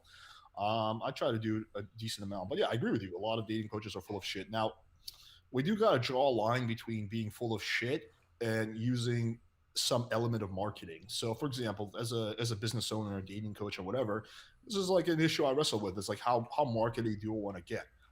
So, what kind of my position has been is that I'll allow some level of marketing, but I won't go too far with it. So, I'm not gonna. I'll maybe send one or two emails to my email list, but I'm not gonna send 5 or 10. I'll maybe do a sale once every 3 4 months, but I won't do a sale every month. So again, you can, it is Here's the thing I will say in defense of those dating coaches. It is a very tough industry in the sense that uh, your competition is generally lying and exaggerating. So the biggest dating coaches in this industry, it's not like anyone you see on YouTube. It's guys like Pandora's Box, guys like Girlfriend Activation System. They're the ones who are making $1 million a month. It's not like like guys that you see on YouTube or have popular channels. And the reason they're doing it is because they're the most ruthless with their marketing. They're basically saying like, buy this product. If you don't, your life will suck. You buy the product, then there's another upsell, then there's another upsell, right? So those are the guys that are the most ruthless with their marketing. So that's who I'm competing against. Now, of course, me, I'd rather just make less money than just lie to my audience and be full of shit. But I will do a little bit of marketing stuff. I will use a little bit of a call to action. And again, that's just a decision you have to make as a as a as a business owner, right? It's like how far do you want to go down that dating route? I would say in terms of like compared to my competition, I'm very non-marketing. I think my audience would agree with that. I really don't push shit. I really don't do these like hard sells. It's like, you want to buy my shit? That's awesome. If you don't, that's cool as well. I don't really give a shit either way. But yeah, I do agree with your initial point that a lot of dating coaches are full of shit, and the ones who are making the most money are probably the most full of shit because they're the most ruthless with their marketing, and they do a lot of crazy upsells and shit like that. Which like me, someone who I would consider myself fairly honest, I can't keep up with that. There's no way I'm going to compete with them when they're saying that if you buy our product, you're going to have the dating life of your dream. I can't say that without lying, right? Because there's a lot of other factors. Like you might buy my product and not have the dating life of your dream, and it's also going to require a lot of work on your part, which is not as sexy as buy this product and you will crush it with dating. That's it, right? So, yeah, I think you and I basically agree on that point, anyway. Yeah. I do have to say, like, compared to some of the other dating coaches that you've listed, like, um, Pandora's Box, like I've seen that ad come up a couple of times. They seem like the most shady dating coaches out there. Like, but you're not on that level. Like, you're a bit one of the more like the moderate ones. Yeah, I mean, I don't push my marketing, but anyway. So let's. I think we're kind of past that point. We kind of both argued about online dating. So okay, so there's just a bunch of other points I want to get to. So okay, another point that you and I disagreed with. Um, the only way you can fail if you're good looking is if you're artistic. So here's my point of contention with that. I know many guys who, and we can, if you want, we can look at their photos. But I think you and I would both agree they're above an 8 or whatever. Really good looking guys who are not autistic. They're not super fucking socially awkward, but they do lack basic social skills, and they're not good. And so what I see time and time again is yes, initially they have a lot of attraction from girls until they open their mouth and they start talking. And at that point, the only girls they get are the girls who are like super DTF, like the chicks who are just like basically do all the work for them. The chicks are like, so don't you want to invite me to your place? And that's gonna be the small minority of girls. Most chicks they fuck up with, and I've seen this happen time and time again. I've gone out with some of these guys, and I remember one situation. I went out with this bodybuilder guy, and we opened a two set of girls, and this was in Prague. If you're watching this, bro, you know who you are. Anyway, so we opened this two set of girls. Initially, the chicks were way more interested in this guy. Like they almost instantly rejected me. Like, oh, sorry, you're too small. This was back when I was like 147 pounds. And then they were interested in this guy. And then, so that's why they went out with us to the bar. But then he started talking and I started talking. And then I was the one that wound up banging the chick. So I've seen a lot of examples of that. So that's another point I disagree with. I don't know if you want to add anything to that. Well, even the guys that you're talking about, the highly attractive guys, who are really like low skills in terms of their social abilities. Like you said yourself that they're still getting something. They're still getting like some girls that Sure. are really like adamant about like wanting to take things further with that particular guy. Yes. Take that. Small Have a look at percentage. the other end of the spectrum. Like you get some guys who have been studying like game for years. Like I've seen some guys who have like really good social skills. Like they're really outgoing. Girls, they laugh at them, but they can't see them past anything more than a friend. Like they nearly always just end up getting friend zoned because like they don't see any physical attraction with them. Like in my opinion, the only difference between like a friend and a potential boyfriend, is looks. Like if a woman, like, just answer this question: why would a woman want a guy as a friend if she didn't like his personality? Like if a woman wants a guy as a friend, it's implicitly showed that she likes his personality. Otherwise, she wouldn't want him as a friend. So why is that friend not a potential boyfriend? Why is he only in the friend category? Okay, yeah, it's a fair question. So this is how I would answer that. So I would agree with you that looks definitely will play a role in that. What could be a just a friend could be more than that if she found that guy really attractive. Where I would disagree with you is where you say it's only looks. I think there's more to it than that. I think the potential friend guy, yeah, he's nice, he blah blah blah, but she doesn't see him as a sexual threat. She doesn't see him as the kind of guy like if I was in a room alone with this guy, he would just fuck the shit out of me. She just sees him more as like that nice little beta guy who's a little soft spoken, blah blah blah. And I've also seen good looking guys get friend zoned, so I've seen that. I would agree that it happens less with good looking guys, and I do think that you get slack by being good looking, but it's not just looks. By being meek, by being beta, by being weak, by being like too nice guy. That's all things that can get you friend zoned as well. Again, she thinks you're a cool guy. She enjoys your company, blah, blah, blah, but she just doesn't see you as that sexual threat. Yeah, I agree with that. Like, it's not all looks, but it's still massively looks. Like, the main difference by far between the difference between a boyfriend and a friend is going to be looks. And then you are going to have the other elements that you've spoken about, about putting yourself, like, in the position of, like, you're making your intentions clear from the start that you want to something romantic rather than, non-romantic. But still, like, even in those situations, like I've seen, especially this has been made even worse with online dating, is that your social skills are so much harder to communicate in these environment, and a lot of the time women, they will respond one guy a positive way for an attractive guy and see the way he's sending texts as really good, exciting, inviting game. Meanwhile, another guy who's average to below average, he'll be sending the exact same texts, and she won't be reciprocating or responding in the positive way. She'll be responding negatively. Like, I've seen it myself. Like, I could say one joke that's kind of pushing the boundaries in terms of like what's acceptable, what you can get away with, and I wouldn't get away with it. But if another guy said the exact same joke and he was attractive, he could get away with it so easily. Like, I remember one example. I don't think I have it to hand at the moment, but it was I would agree some with you, actually. yeah, it was some Tinder message conversation of some fake male model dating profile, and he said something way out of line, like way beyond the line of I know what you're acceptability. talking about. I saw that. Yeah, yeah. And I would actually agree with you on that. We're not disagreeing on that. What I would say is okay. So the initial point of contention was when you said that really good looking guys, the only way they can fuck up is if they're autistic. So yeah. So you're agreeing with me when I say that there can be a lot more than being autistic.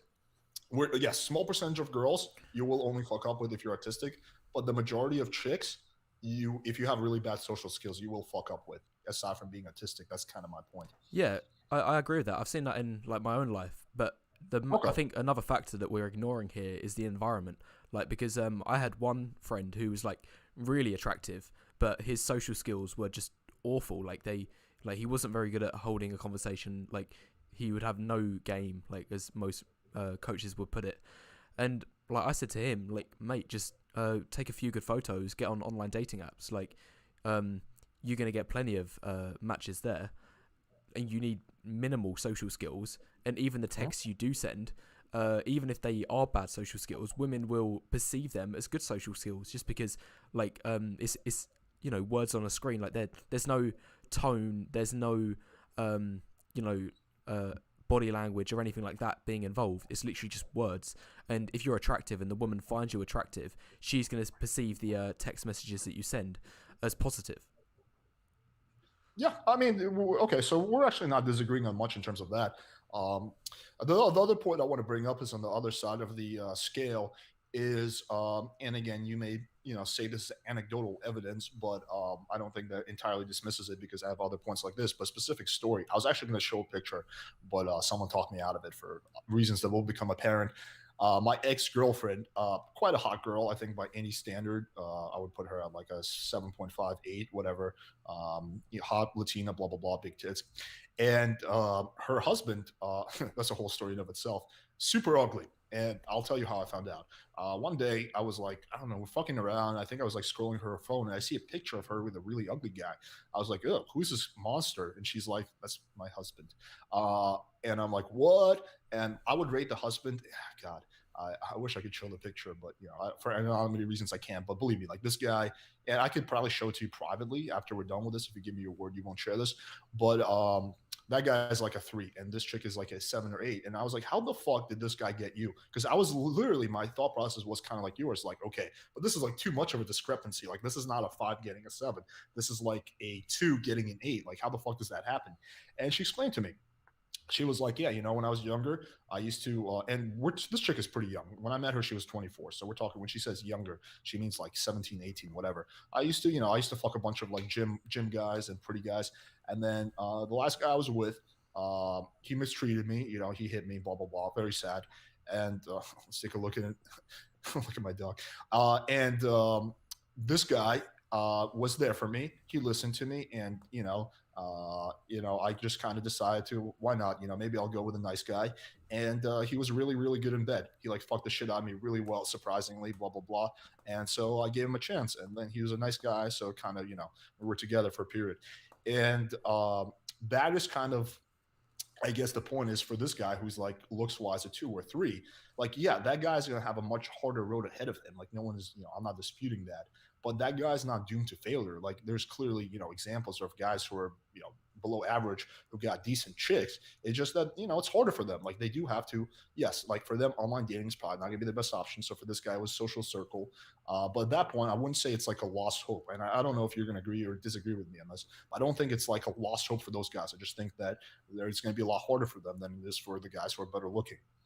If I'm being honest, I think a lot of the points that you just said there, like they are the exact things that the black pillars are trying to highlight. Like what's wrong with the dating market at the moment? Like this guy, even if he was a 2 to 3 in looks, he got some promiscuous woman who slept with a huge number of partners, like in. Well, hang on. Whoa. In her She dating life. didn't sleep with a huge number of partners. Her lay count was like under 12 when I met her. In my opinion, that's not huge. Like she's slept with a few guys. She's not highly promiscuous. Let's not make her seem like a John stud. Oh, okay. Sorry, that is like how you put it out. Like you said that she'd been with a lot of guys since the time she was 17 or 18, and then after she had been with all of those guys, it sounded like you were then going to say that she then settled for the nice guy. Maybe there was an element of like beta providing or beta buxing in there as well. Like you didn't say if that was the case or not, but they're the exact issues that the Blackpill community is trying to highlight. I don't think this contradicts anything. Okay, no, I guess the point I was gonna, because and again, maybe I don't want to put words in your mouth, but would you? I think I've heard, maybe not you, but other black pillars say that if you're, below this certain standard, you're fucked. Like forget about dating. And this is an example of a guy, who was able to, have some success with dating. Again, it's not going to be the same success that I'm going to have, but there's still an element, it's better than nothing. So, are you saying, going back to like the efficiency of like time? Like this is a point I'm not exactly sure even where myself like where I stand on this issue, because it is quite extreme. But there's some guys within this community. They say if you are like below a certain threshold in terms of time efficiency, it's actually more efficient and better off. You're better off paying for professionals rather than hedging your bets, maxing out as many cold approaches as you can, risking your social status in warm approach, or wasting money on online dating apps, paying for gold and platinum, whatever. You're better off paying for professionals. you do believe in that? Is that your position as well? I'll have to give that one a little bit more thought because I'm not in a position where I would need to consider that myself. But for guys that are in that position, like it is a bit of a tough decision to make, and it makes logical sense in terms of being efficient with your time. That if you do go that route, that probably is going to. Sorry, say again. Such a sad existence, like where you're just, all you can do is fuck prostitutes. That's such a, because the thing is that I'll be honest. I've said, like, I've hooked up with 2 prostitutes in my whole life. When I was younger, I was just kind of curious. Anyway, and I really found it so unsatisfying. Like it's just so unfulfilling. Like I think that sex and female interaction is just such a key part of life.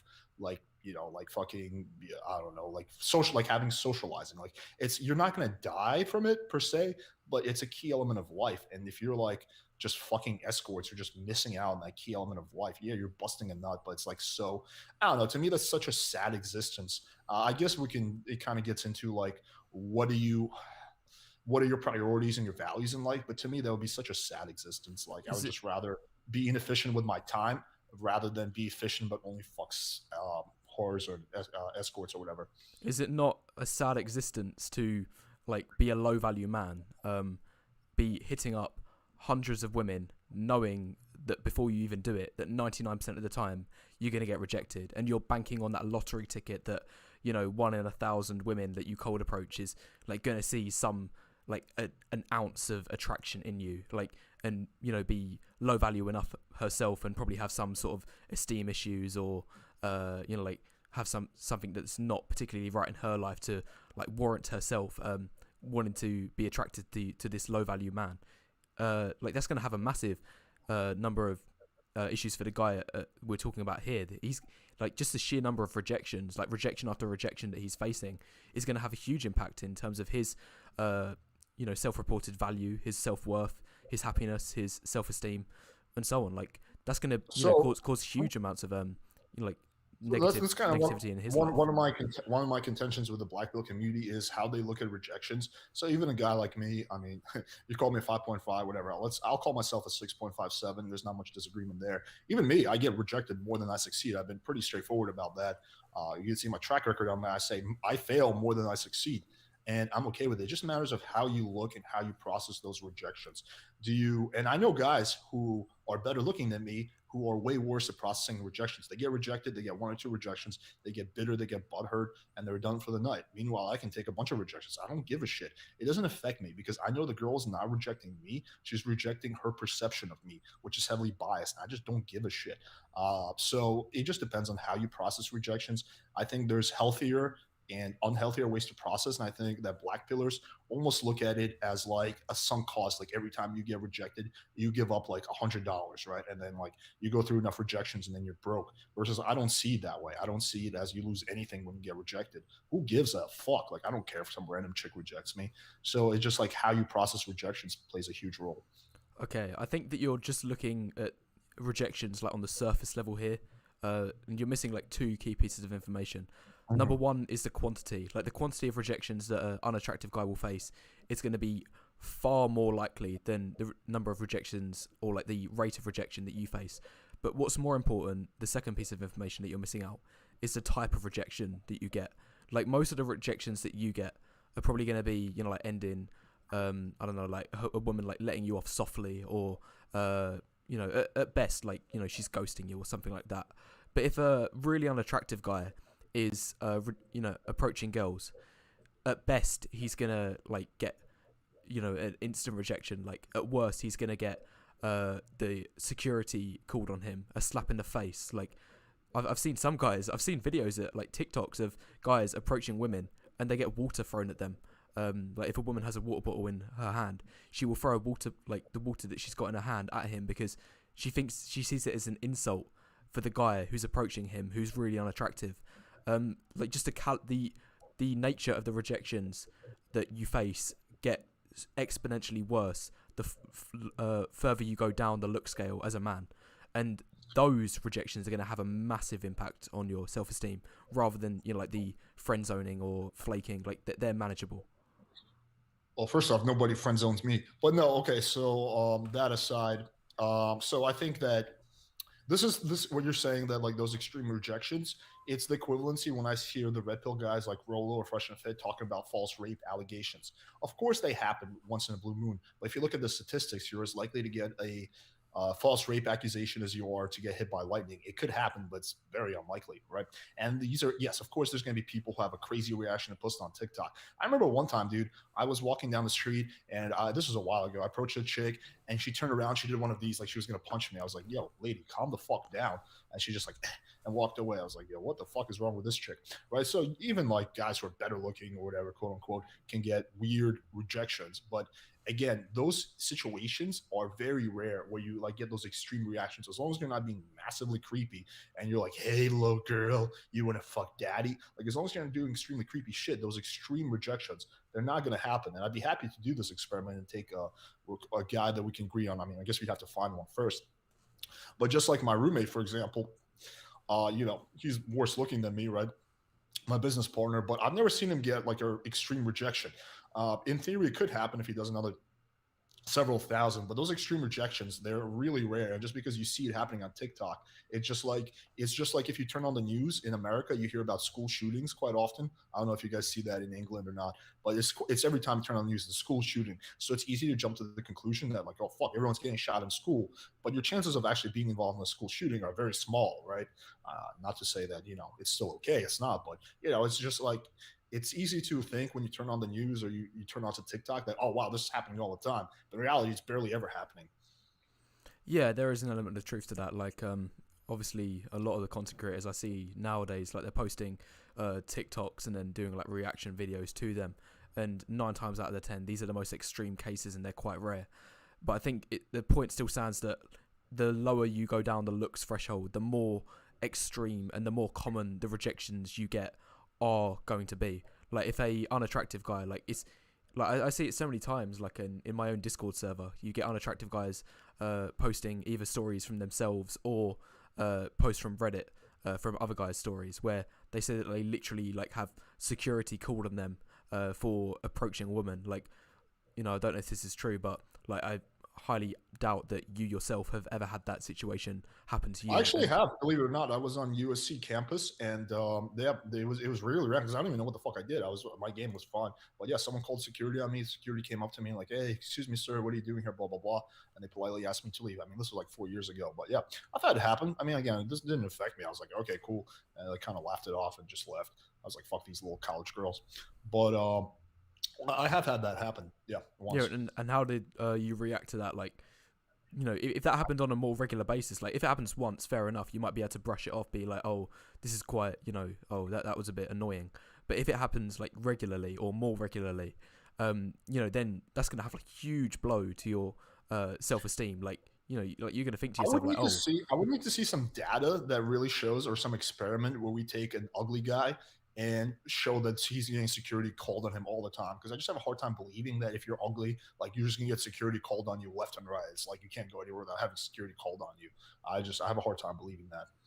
Based on like a guy, because there's a lot of factors we don't know. We don't know what his approach was, what he said. So there's a lot of factors. So at that point I'm just not really okay. I confident think we on. like brushed up on this point.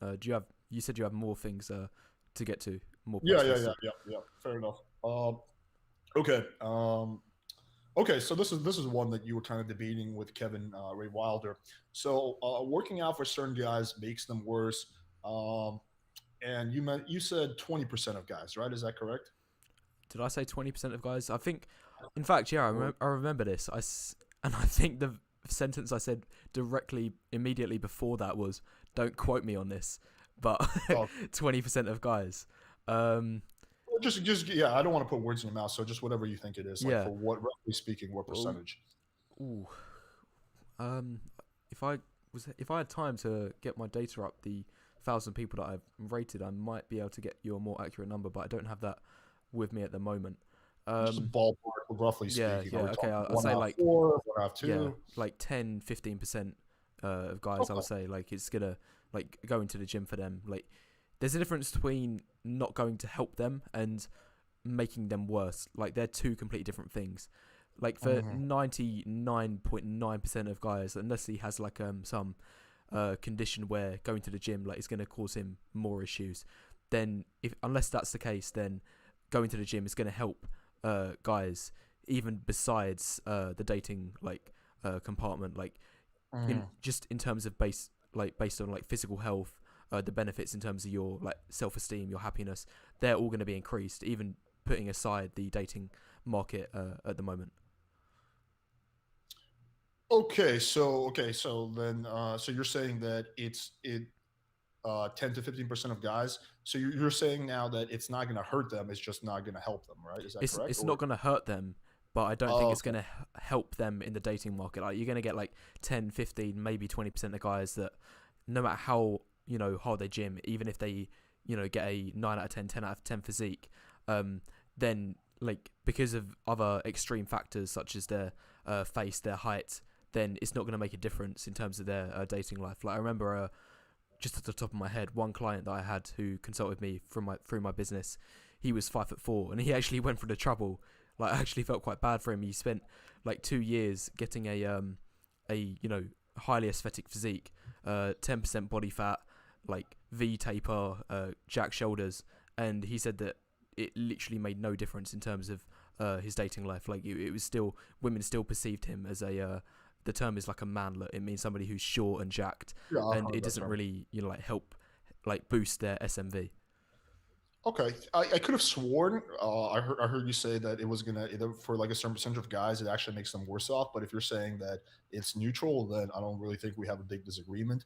I might think it's a lower percentage, but there are probably I would agree that there are some guys, some small percentage of guys for who going to the gym isn't really going to make much of a difference.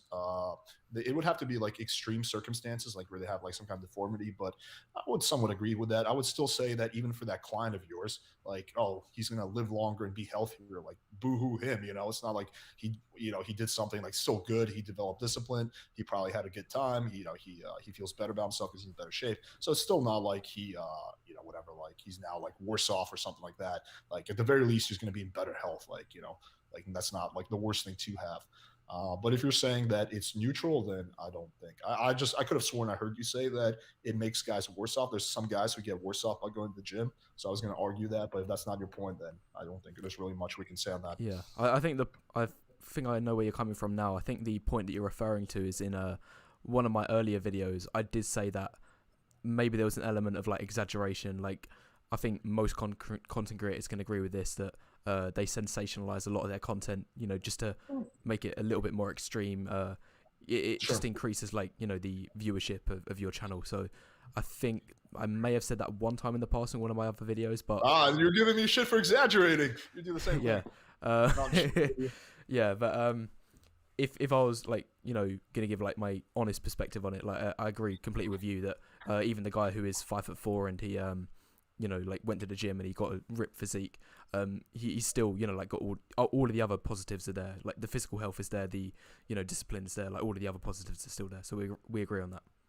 Okay, fair enough. Then yeah, there's not much point of contention here. You just no longer can give me shit for exaggerating my height by an inch or two. Uh, but yeah, I get that. I understand that. I'm not going to give you shit for that. Okay, so moving on to the next point. Uh,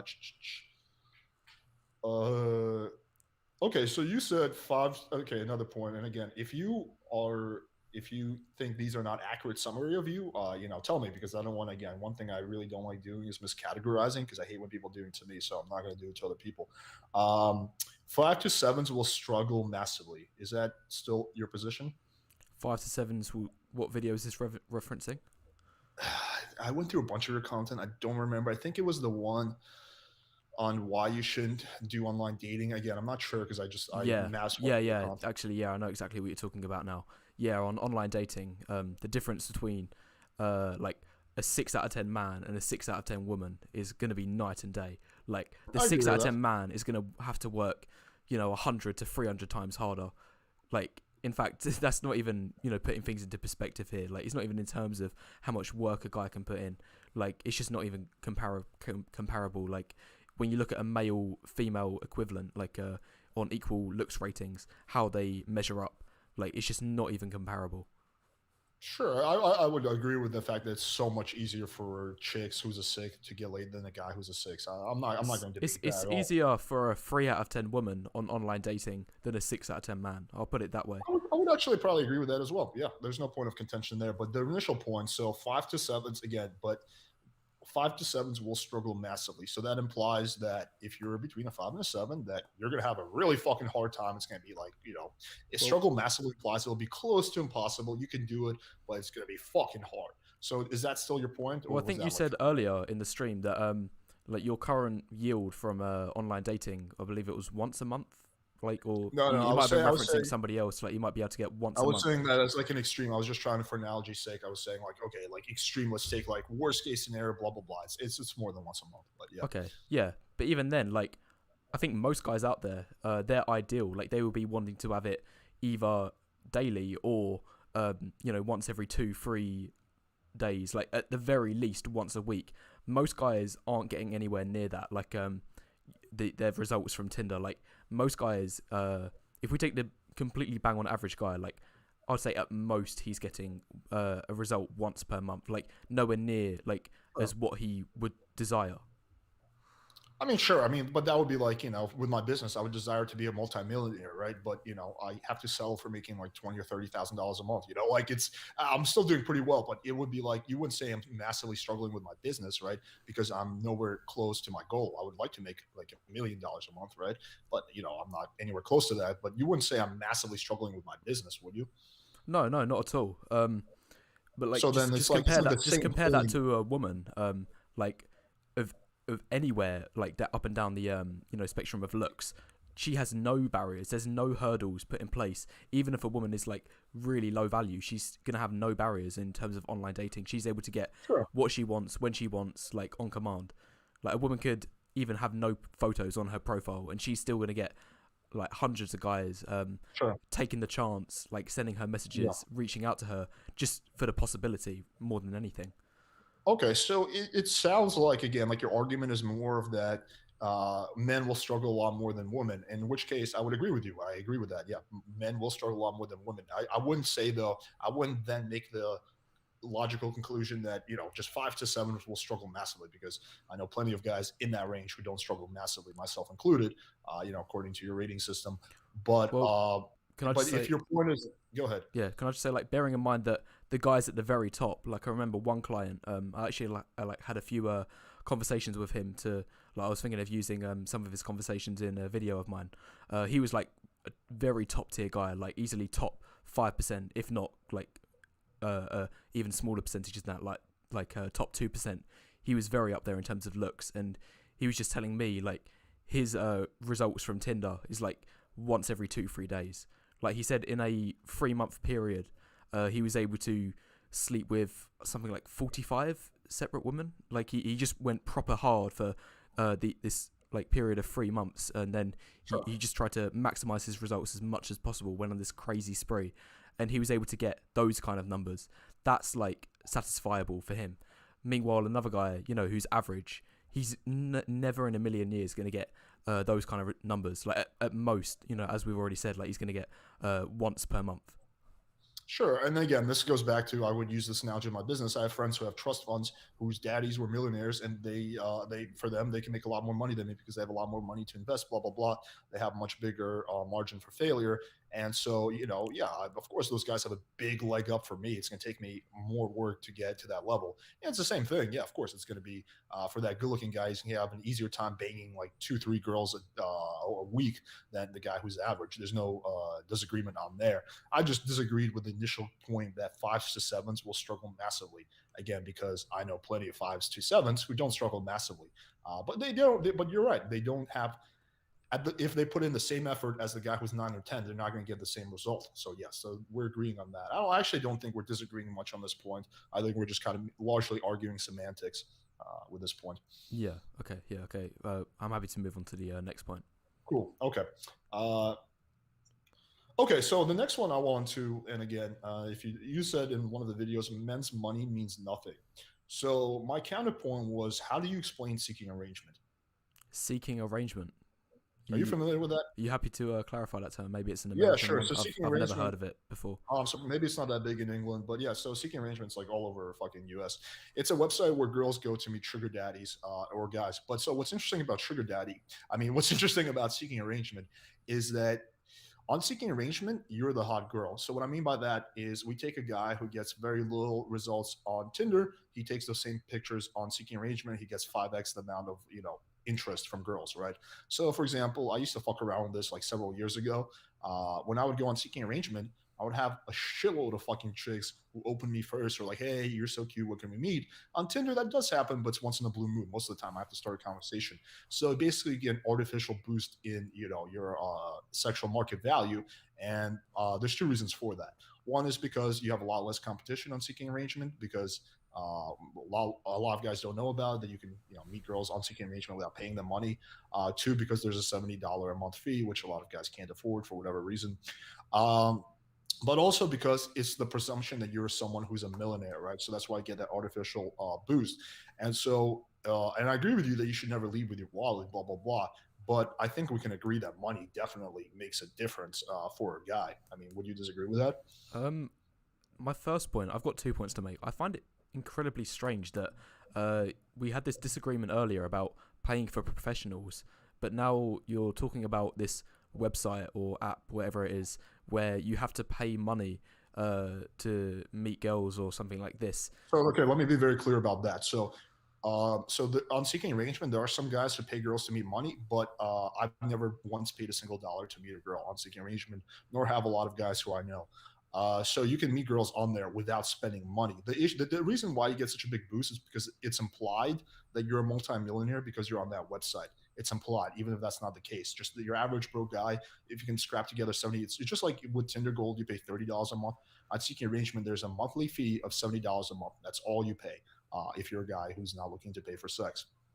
Yeah, that was the second point that I was going to talk about. That if you said it was no big issue paying $30 a month for Tinder Platinum or Gold, whatever it is, then surely $70 isn't going to be much of a barrier either. Like, you know, it's still relatively like small amounts of money, like in the big picture when you know, especially if you run a business where you're earning, you know, tens of thousands of dollars, if not hundreds of thousands.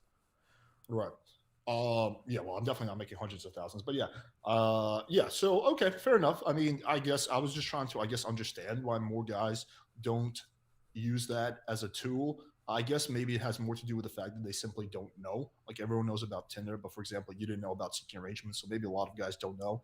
Maybe it's not so much the monthly fee. Again, that was just me like kind of trying to take a stab at it. But anyway, so the point I want to make is that on that website, regardless of why more guys don't use it, and there's some reasons why I personally don't like to use it, but is that you do get an artificial big boost in your algorithm. And if you want to try this experiment, go on there yourself and try your photos and see how much interest you get on there versus compared to Tinder. But it's going to be more. I would, almost guarantee that. So again, like I just like, do you truly believe that money makes no difference in terms of your ability to get chicks? It won't like hinder your ability to get chicks, but definitely the like authenticity of the women that you're dating is going to be massively impacted. Like, sure. I'll put it this way, like, just because you have a bigger number on your bank account screen, on your account balance, that's not going to get a woman turned on. That's not going to, no woman is out there, sees a number on a bank account balance and thinking like, oh, like this is really turning me on now. Like, I really Bro, want to sleep with that guy. Like, have you seen Brittany Renner? No, I haven't seen. Brittany Renner, yeah, her whole thing, she literally, or Blue Jasmine, I'm thinking Blue Jasmine, she literally said in an interview, she's like, yeah, when I see a guy who has money, I get wet. So there are a certain amount of chicks for that's so obviously satire. Like, she's making fun of it, if anything. That's satire. Dude, if a woman's doing that and she's saying like, oh, this guy with loads of money is making me wet, like, that's obviously like she's taking the mick like out of a guy rather than being serious. Check out interviews with this chick. She's dead serious. That's the scary part. I wish she was kidding, honestly. I truly wish she was. But there are a lot of chicks who, again, I agree with you that it's not going to give you the high level of authenticity of women, for sure. Again, that's why I'm not a believer in leading with your money in any sense of the word. But there are some chicks who will be very attracted to guys who have money. And I see this all the time in Miami. I see like fucking a 30-year-old chick walking around with a 65-year-old guy. Like, what else would she be attracted to him for besides his money? Like, she wants his fucking money. That's what draws her in. And 9 out of 10 times, that guy's a multimillionaire. So I see this quite often. Again, those are not the quality of chicks that you might want for long term, but for short term, for just banging these chicks, money can be used as a tool. One of the main issues I have with money is that it almost always ends up backfiring. Like, just take a look at Jeff Bezos. He's the richest man in the world. The richest woman in the world is a result of their divorce. Like, she was entitled to, I believe, 50% of his Amazon stock holdings, and that made her like the richest woman in the world because of that. Yeah. And would he have got that caliber of woman if he didn't have any money? If he was just an ordinary average guy, chances are probably very slim. But because he had that money, and he pretty much led with his wallet in order to marry this woman, and then it ended up leading to like him losing half of his fortune. Okay, so that's a completely different point, which I would agree with you on. That yeah, when that kind of leading with your money does often backfire more often than not, because a lot of these guys are really dumb. They're very smart in terms of business, but they're very dumb in terms of social interactions and stuff. And they do legitimately start to trick themselves into thinking, I think she just likes me for me. It has nothing to do with the massive amount of money or stock that I've given her. I think she just likes me for me. So I I do don't. agree with you No, that a I lot don't of think. people want to. I don't think that's the case.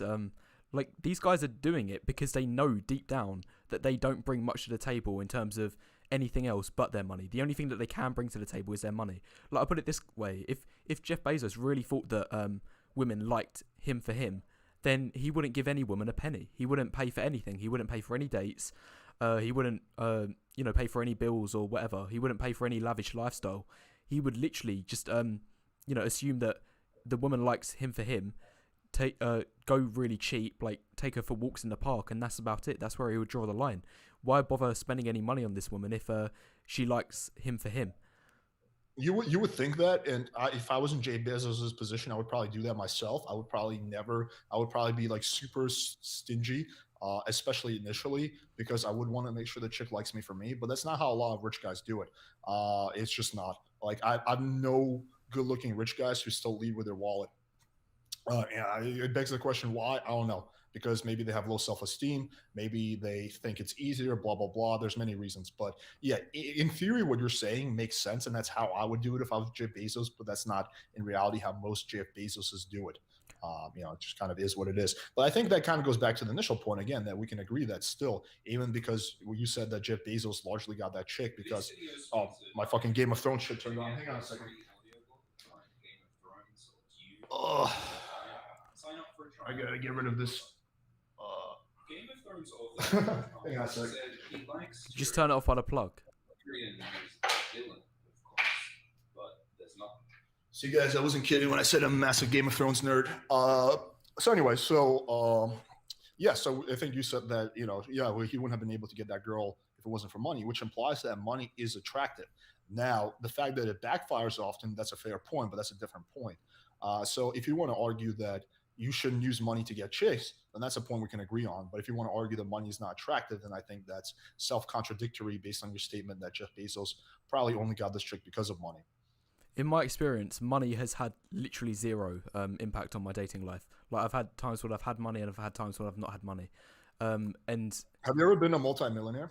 well, I've not been a multi-millionaire, but when we're talking about women who, most women nowadays are living paycheck to paycheck, and like if you can afford a £50 date or like $50 in American currency, then that's seen as like having enough spare resources in order to pay for at least some things that she can enjoy.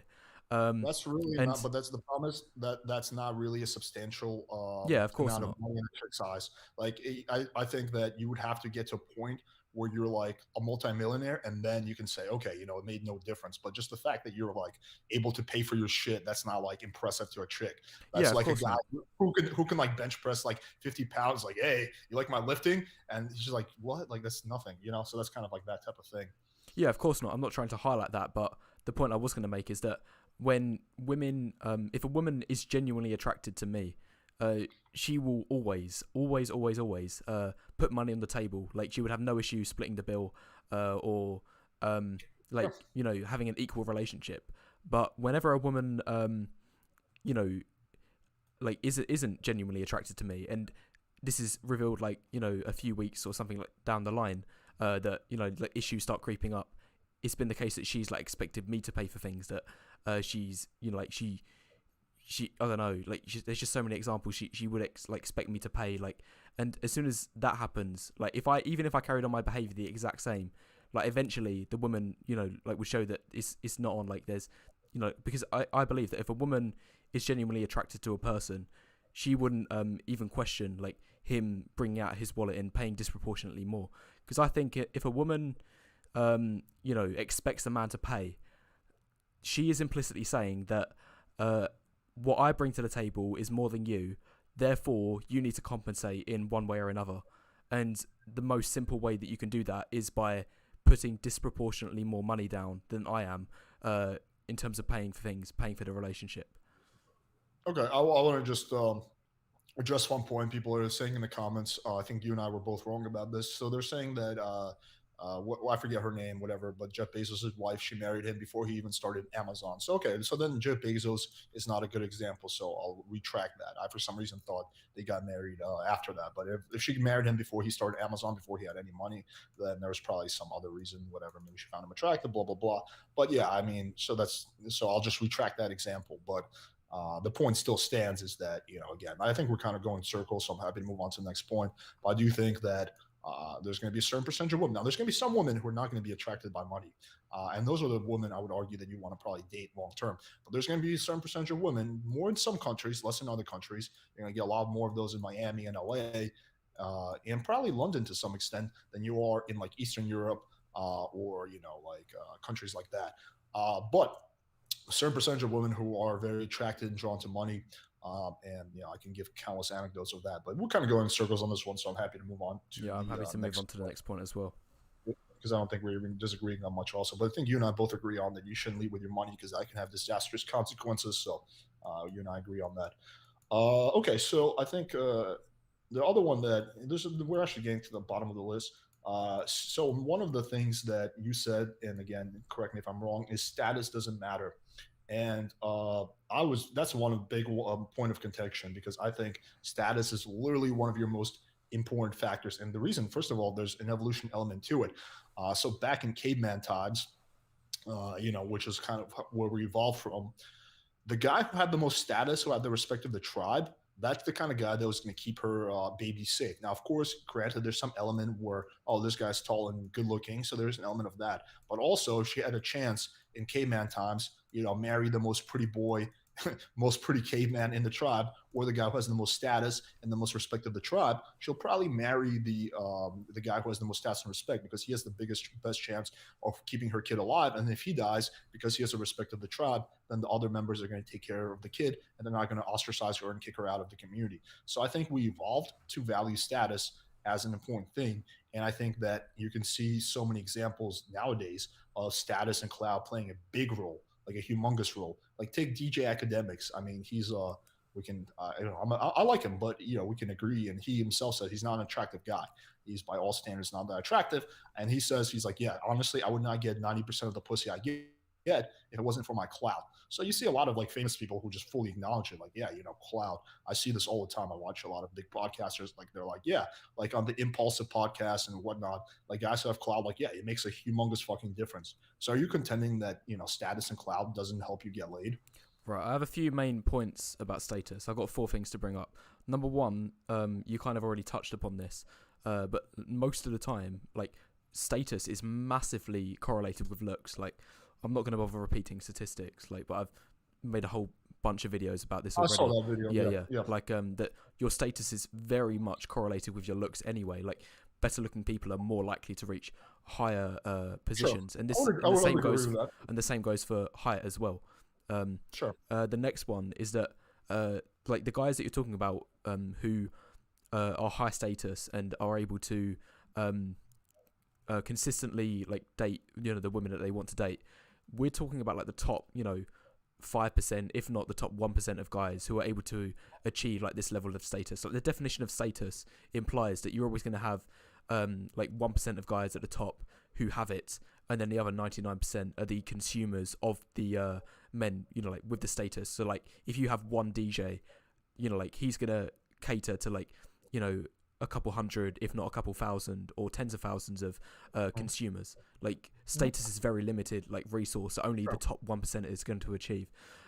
Next point, the dating market has massively changed, like in terms of like in comparison to your example that you're talking about, like the prehistoric times when a woman, her main risks of not marrying into status would have been like her baby getting killed, like because that has changed, but evolution has not changed. So we have all evolved to value certain, like why height? Why do we care so much about height? Well, it's not going to be as high of like women's priorities nowadays, status, because like the risk of her baby's health being at risk is very low. because we have very like strong institutions, health standards, and we Sure. live in the modern But world. but again, evolution and attraction, they're not logical, they're emotional. So it's hardwired into her to value status from tens of thousands or hundreds of thousands of years of evolution. It's not logical. A lot of things that people do are not logical. Like, why do I logically find chicks who have massive tits? Like, there's no real logical reason for that. It's just what I find attractive, for whatever evolution reason. So it doesn't have to be logical. Okay, yeah, but I think there is like you're always going to have evolutionary reasons, but on top of that, you're also going to have cultural reasons for why people what people find attractive. Like what people found attractive 50 years ago, like the style and trends that people have back then, is going to be completely different to what we have now, and neither of those things have any correlation to do with evolution. Like clothes are a man-made concept. Like there's nothing inherently nothing inherently to do with evolution, the like fashion trends or anything like that, but still some things are considered more attractive dependent on the time. So I think it holds true that you're going to have both cultural and evolutionary factors for why people are attracted to the people that they're attracted to. And the last point I was going to say, this is probably like the most shocking one, and I only found out about this recently. Have you ever heard of concealed ovulation? Oh no, what is that? Oh, this is a like very very like rare thing like in the animal kingdom, but I believe humans and it's either five or six. I'm pretty sure it's six other species in the animal kingdom are known to have this concept of concealed ovulation. And concealed ovulation basically means that a woman doesn't show when she is able to get pregnant, like in terms of her mating cycle. And the advantages of that means that so like if a guy marries into, if a woman marries into status, marries like the high status guy, she can then on the side like because a woman will know herself when she's ovulating, but it's not exposed to the other men of the tribe when she's ovulating, so she can know herself when she's ovulating. So during that period of time, she can then go mate with the like high genetic quality individual of the tribe, like on the side. But the man with the higher status, like he still thinks that he's like the one who's like passing on his genes to the next generation, but that's not the case. And this idea of concealed ovulation has been like genetically, well, evolutionary, like formed because of so this thing can take place, so women can take the genes of the highest quality man. Yeah, I would need to see some data that shows that pretty boys, guys who are better looking, get cheated on less than guys who are less attractive. I haven't seen any data on that. Uh, but I want to get back to this. So, okay? So let me ask a very simple question. Let's say you have two guys, both are by all standards a six, right? And I agree with you that in the sense that status is somewhat limited. We can't all be guys with high status, right? Because then we are the same. We're not high status then. You have one guy who who is high status. Let's say has a million followers on Instagram. He has a blue check mark.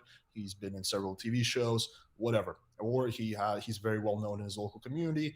In Miami, maybe he owns like five or six of the businesses. He owns a few of the clubs here. Different ways to have status. And then you have another guy who's the same exact level of looks, but he has no status. He's just your average white collar worker.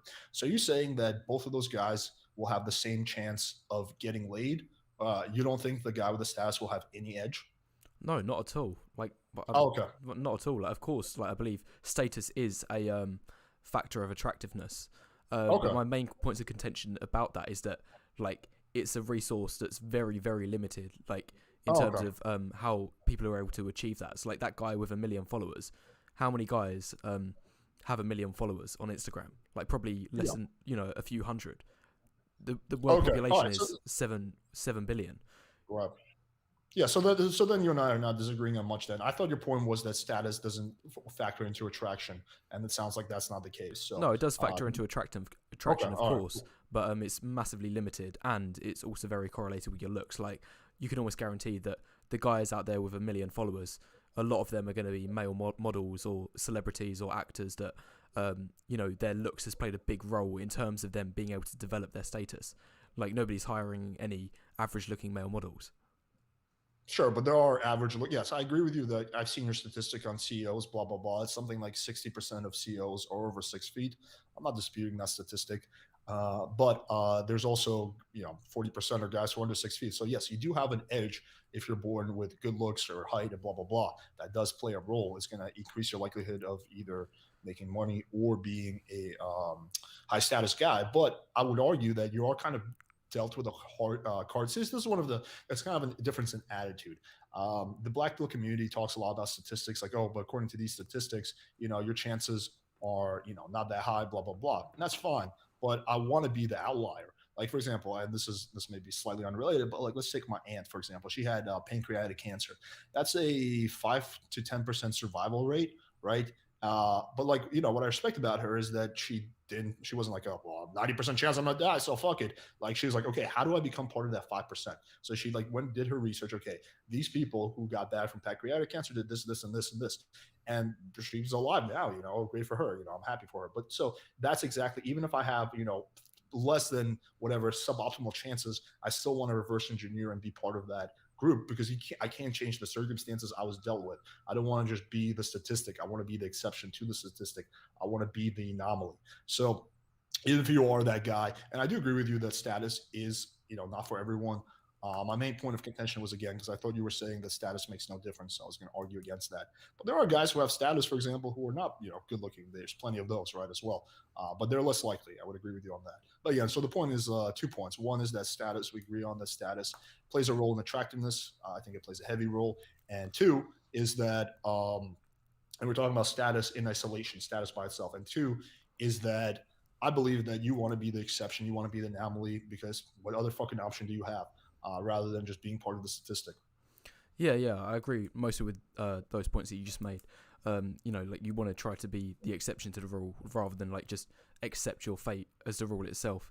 I want to raise one more point on this. Like one of the examples that you used was like if you take two guys that are equal looks, like equal height, equal everything, but one guy's high status. Just think about like this example. If two guys are like equal, they have equal abilities. Let's say if they're trying to become a top actor, like they're both competing for the same role. They both have equal acting skills. They both have equal intelligence, like equal charisma, equal all things to do with acting. But one guy was better looking than the other. One guy was an 8 in looks. One guy was a 5 in looks. He would have the person who's getting the role 9 times out of 10, apart from like elements of luck, are going to be there as well. 9 times out of 10, it's going to be the better looking person getting the role, especially if it's like they're trying to cast a male action lead. Hero, like the lead role. Like they're going to cast him rather than the average looking guy. So like you can use these examples both ways. Like if you're trying to say, an equal guy of equal this, equal that. But, if you isolate this factor, then this is going to have a positive impact. Like, you can say that with anything, not just, like, status. Sure, fair enough. I wouldn't dispute that. I do think that is probably the case. And that means that if you're the guy who's not as good looking, then you have to be a better actor. You have to be a significantly better actor than that guy who's better looking than you. So that means you're going to have to work harder, which, is something I've said. And the same thing with game. If you're that guy who's not as good looking, you have to work harder than the guy who is good looking. It is what it is. You want to optimize your looks as much as possible. But I do agree there's only so much you can do on that end. Status, it is kind of hard for most people. But again, it is what it is. It doesn't. But also another thing is that we're kind of talking about extremes when we're talking about like that, million followers on Instagram. That is not accessible to most people for sure. But you can have status within your local community and within your local scene. So that's not going to give you nearly as much of an edge as having that million followers, but it will give you an edge. So I will just kind of leave it at that. So what would be an example of like local status then for say? It would be, for example, being well known. It just depends on what you're into, but let's say if you're into clubs, being well known, in the club scene. So like you're like one of the promoters or something like that. The owner. You have access to tables. You have access. You can get people into the club. You can get people out of the club. Like you have, when you go in, everyone knows who you are. That kind of thing. Okay, yeah, that's fair enough. That makes sense, and I guess that would be a lot more accessible for average guys to achieve rather than like the top 1% of being the guy with 1 million followers on Instagram. Yeah.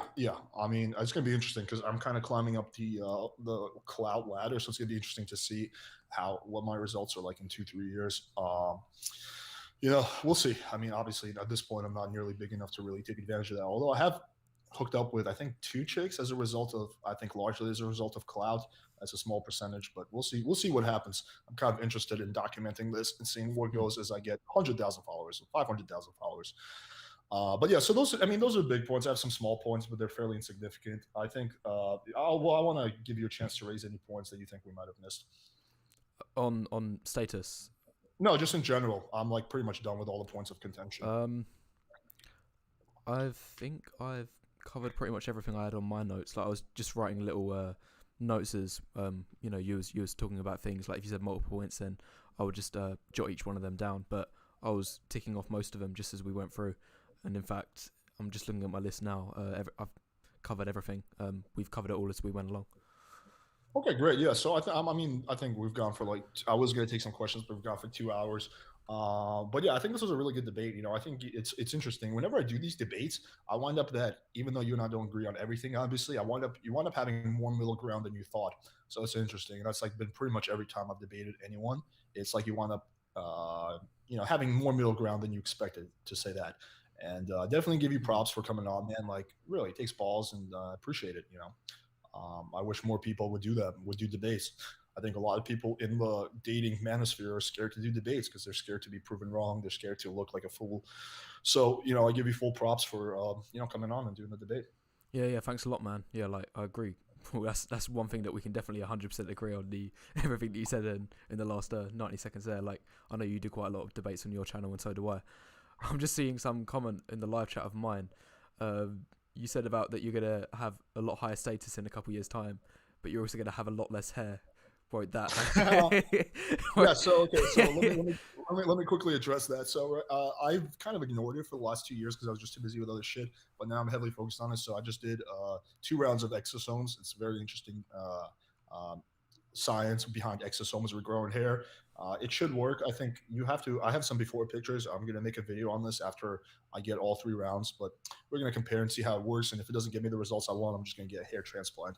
So I will still very likely have a night at least equal hairline that I have now, if not better, hopefully. But we'll see. Yeah, yeah. Yeah, I'm going to sounds good. document all that because I haven't seen any videos people showing before and after results of exosomes for hair growth. So I think it's going to be a very interesting video that I want to make. Yeah, maybe you'll need to purchase a couple face ratings from me before and after. Yeah, yeah, yeah, perhaps. But yeah, okay. So good stuff. So people are asking about my debate with MD. So it's set for tomorrow. I don't know. I don't know if he's going to show up or not. He's been kind of iffy in the emails. So we'll see. I hope he shows up. I think it's going to be a good debate. But if he doesn't show up, then I can't force the guy to do a debate with me. If he doesn't want to do it, then he doesn't want to do it. It is what it is. So I've definitely put myself out there and try to make it work. I even went on his channel. Um, Even though he kind of did stack all odds in his favor and brought on a bunch of random people on the screen who just like it became like a 10-on-1, which I think is very intellectually disingenuous, but it is what it is. So yeah, guys, check out We Waffles channel. We'll just send me the links after We Waffles, whatever you want me to put up, I'll put in the description. Check out his channel. And yeah, guys, thanks for tuning in. Any last words, We Waffles? Yeah, I'll put the what is it? I'll put the link in of your channel in mine, and then you put my one in yours, and it just makes it easier to find both of our Cool. our, Yeah, our, yeah, our let's do that. platforms. Cool. All right, guys, thanks for tuning in. Thank you, We Waffles. And until next time, Okay, everybody. thanks a lot.